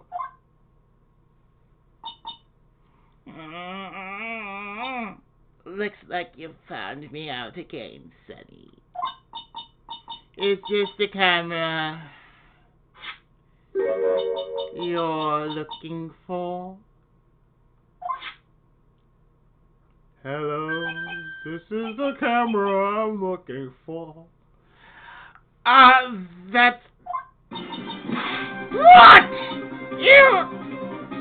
What? Everything I look like this is stupid, you know! I should eat meals like you! I fall in love and borrow things from people!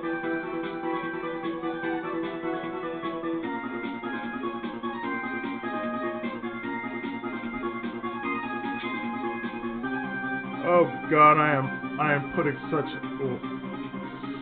I am putting this so hard right now.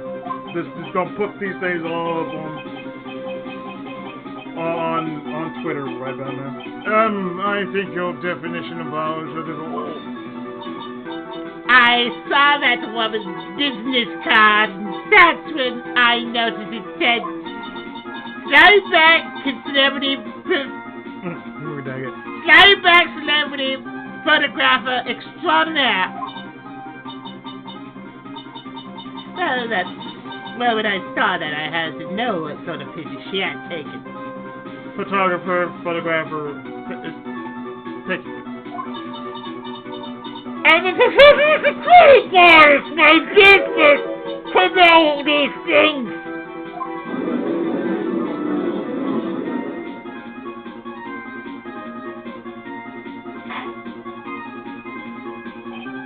Ladies, check this camera's photos. Hurry! We must examine them at once.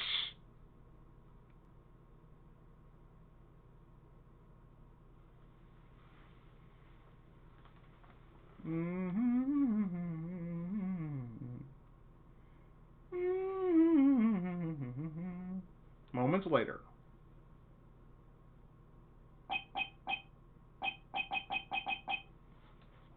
Well, Mr. Edgeworth, what do we have? There is only one photo that seems to be relevant to this case. Please present it to the court. And this photo is that.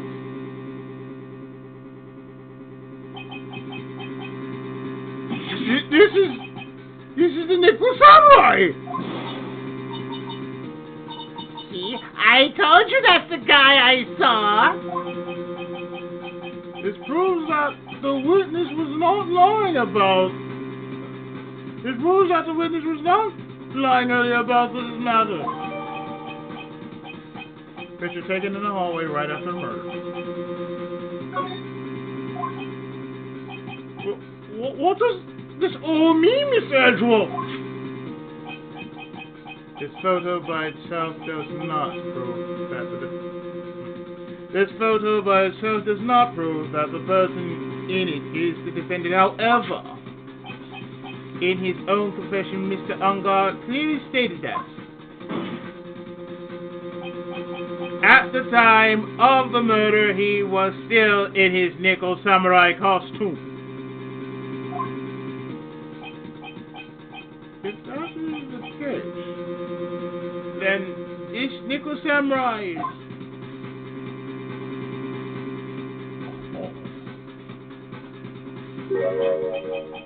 the defendant.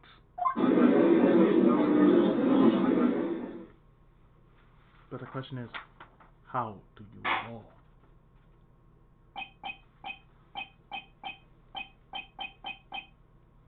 How did he come to this?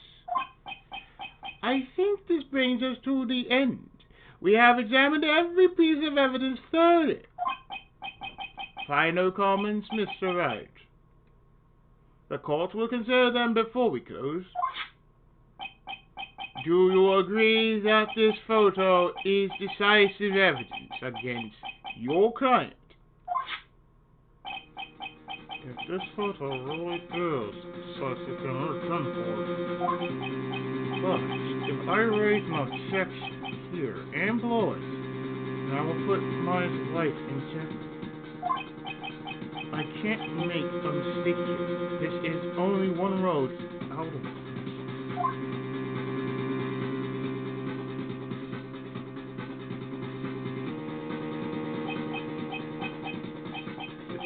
This photo that Rada took, there's something strange.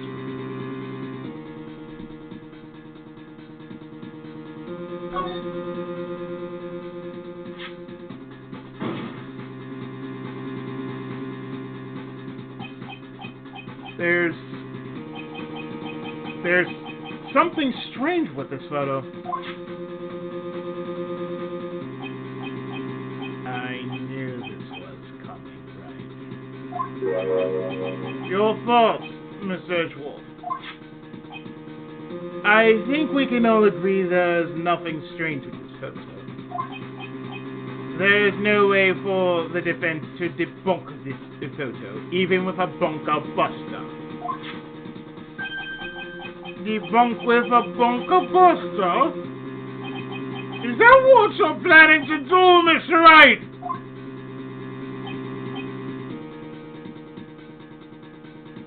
I don't have all types with me. I'm sorry. I have it in another LP.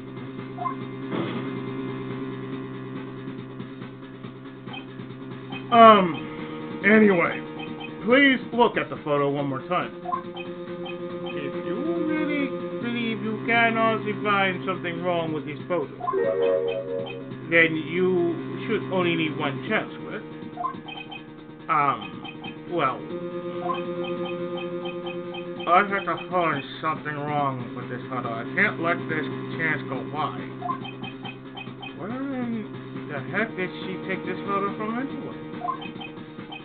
It's all out of focus. Why does she take a good shot, especially when it counts? Now then, let's hear your objection. What about this photo is strange?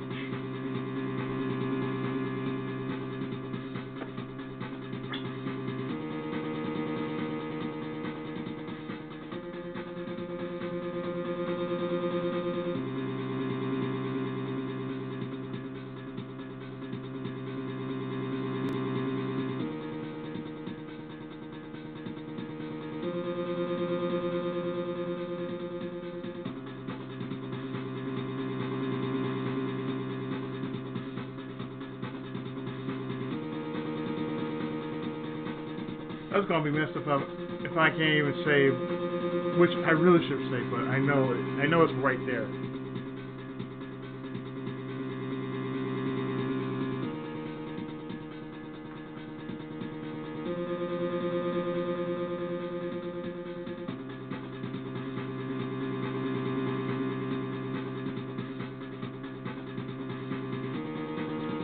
One moment, I want to check something real quick. Okay. It is right here.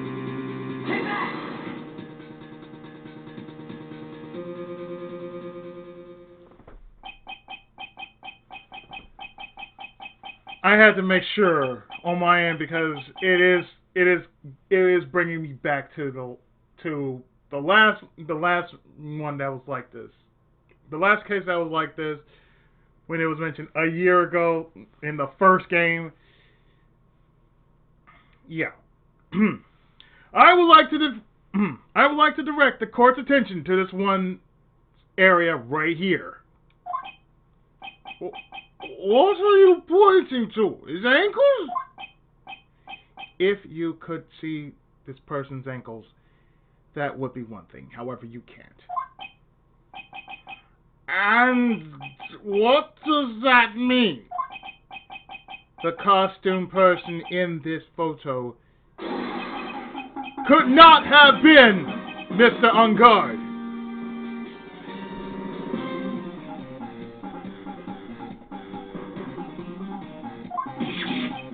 What is the meaning of this?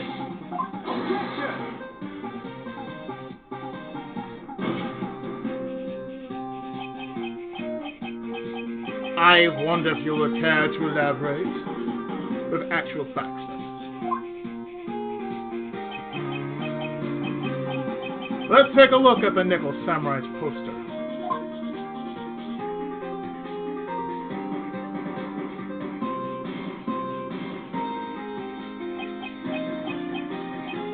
Please, pay particular attention to the area around the bottom of the Hakama.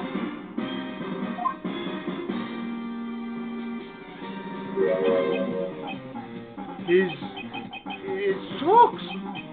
You can see his socks! Tabi, actually. Exactly. However, in this photo,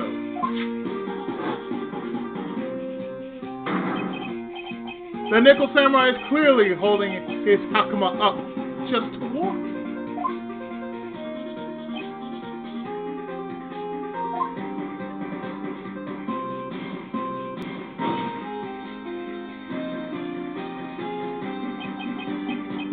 There is only one explanation for this. The person inside this costume is clearly much shorter than the defendant.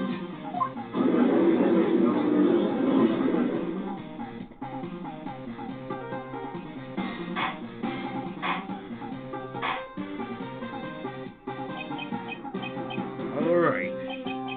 I think I turned things around for myself this time. That's curious. Huh? What is it? Ed's breath is unusually calm today. That's true. He's just letting the trial run itself, as if he's only along for the ride. Along for the ride. What do you mean by that? I can only guess that perhaps he doesn't feel under attack at all. He doesn't feel under attack. Then I haven't damaged his case at all.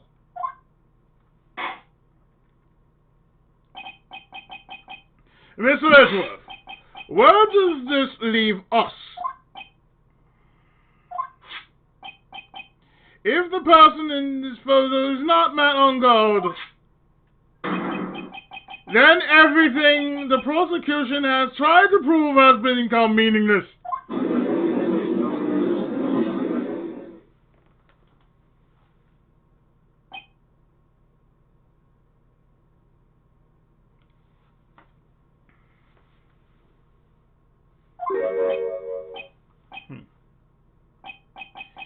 I figured it would come to this.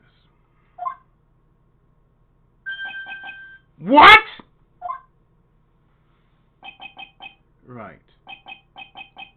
something I want to ask you. I think you have proven that the person inside this costume is not Matt on guard. In that case, who is this a photo of?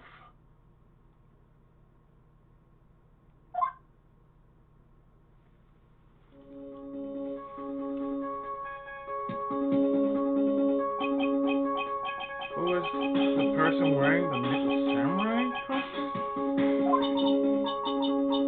Don't stress out over this, Phoenix. It's very simple. What you should be focused on is Edgeworth's attitude, don't you think?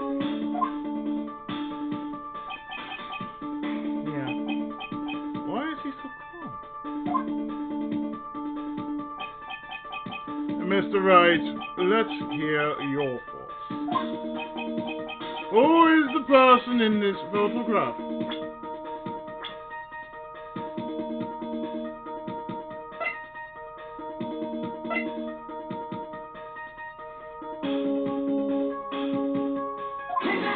Wright!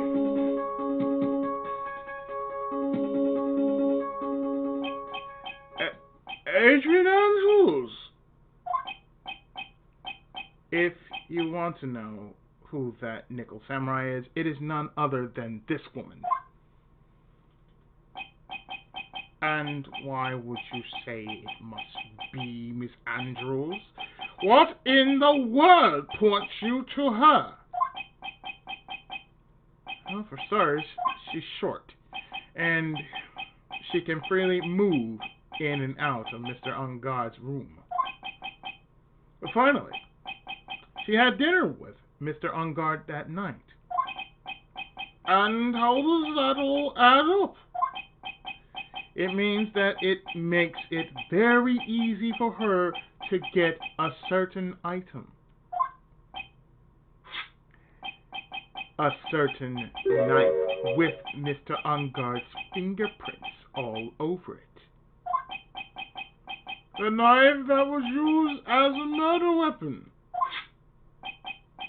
Why don't you just say what it is you want, right?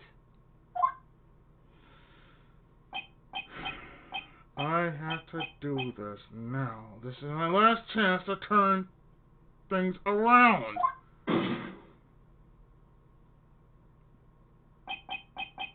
The defense moves to indict Miss Adrian Andrews in the murder of Juan Coida. It would be called indictment. It was Miss Andrews who tried to frame the defendant for the crime.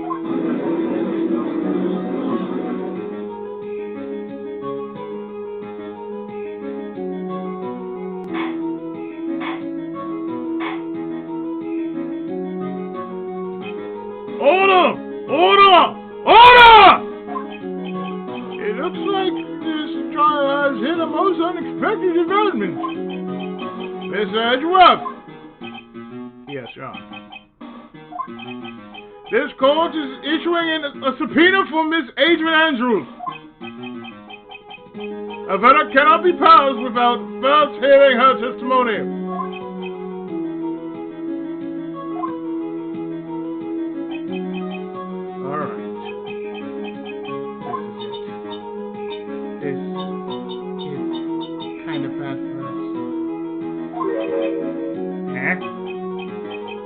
What do you mean? If Adrian Andrews is summoned to court as a witness, it means that the trial will go on for another day. One more day. One more day?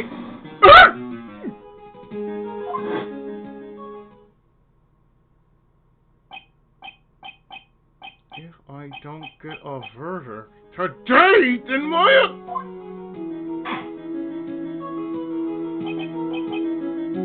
Now then, we shall set Miss Andrews' testimony for tomorrow. What am I supposed to do? The judge is about to turn the court raise the junction.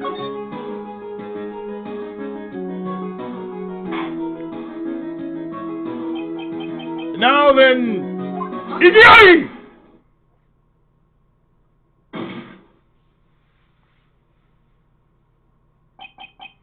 Please, Your Honor, continue the trial. You must pass a verdict today. I can't do that. We cannot hear Miss Andrews' testimony. No!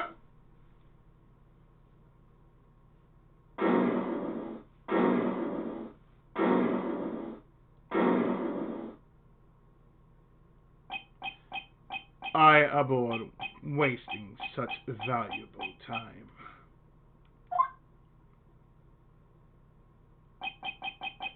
Itchy.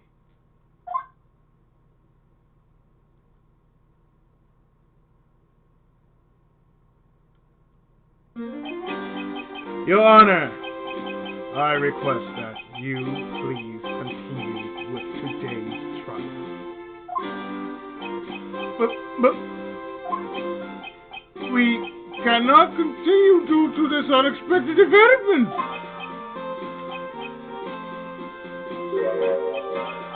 Unexpected development. I think you underestimate me, Your Honor. And what do you mean by that? That Mr. Phoenix Wright would slave his way to subpoena Miss Adrian Andrews. It's all happening according to plan. Even if Wright was a bit slow to catch on.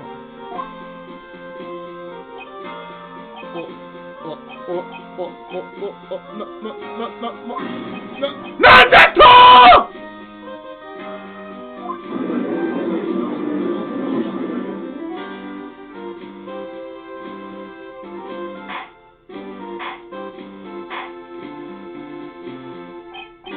What is the meaning of your statement, Mr. Edgeworth? Miss Adrian Andrews is currently waiting in the prosecution's box.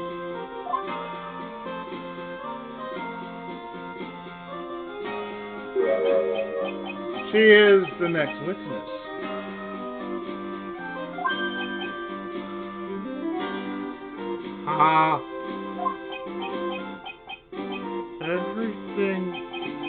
Everything was planned out in his hands by that man. Somehow, I knew there was no way it would overlook this entrance. Looks like this battle is far from over.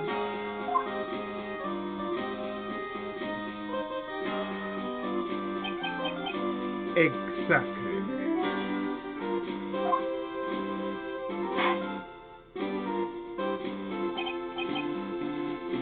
Very well.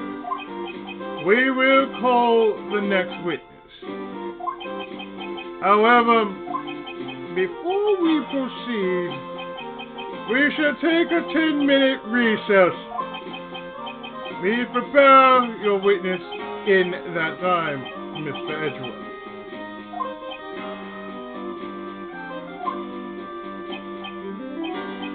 The court will now take a 10-minute recess.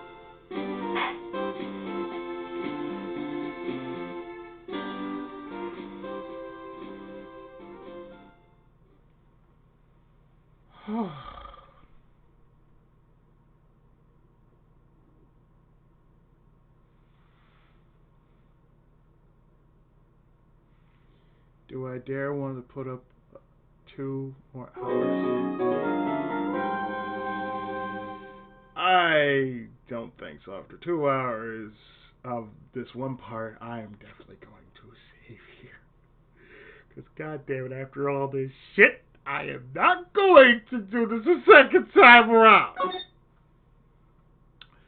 So I'm going to do this. I'm going to stop here, slap this down as a yes, and overwrite, and boom. There we go. And in the next part, The next part we have Adrian Andrews up on the stand, and my God, from what I'm reading, oh boy, this gonna be good. This gonna be really good. Really good. So, the next 2 hours from now, which will probably be like in a few, probably a few hours, like I said. We're gonna hear from Adrian's side of the story. So stay tuned for more of Justice for All Revisited. Thank you so much for watching. I hope you brought up popcorn for the next half. See you then.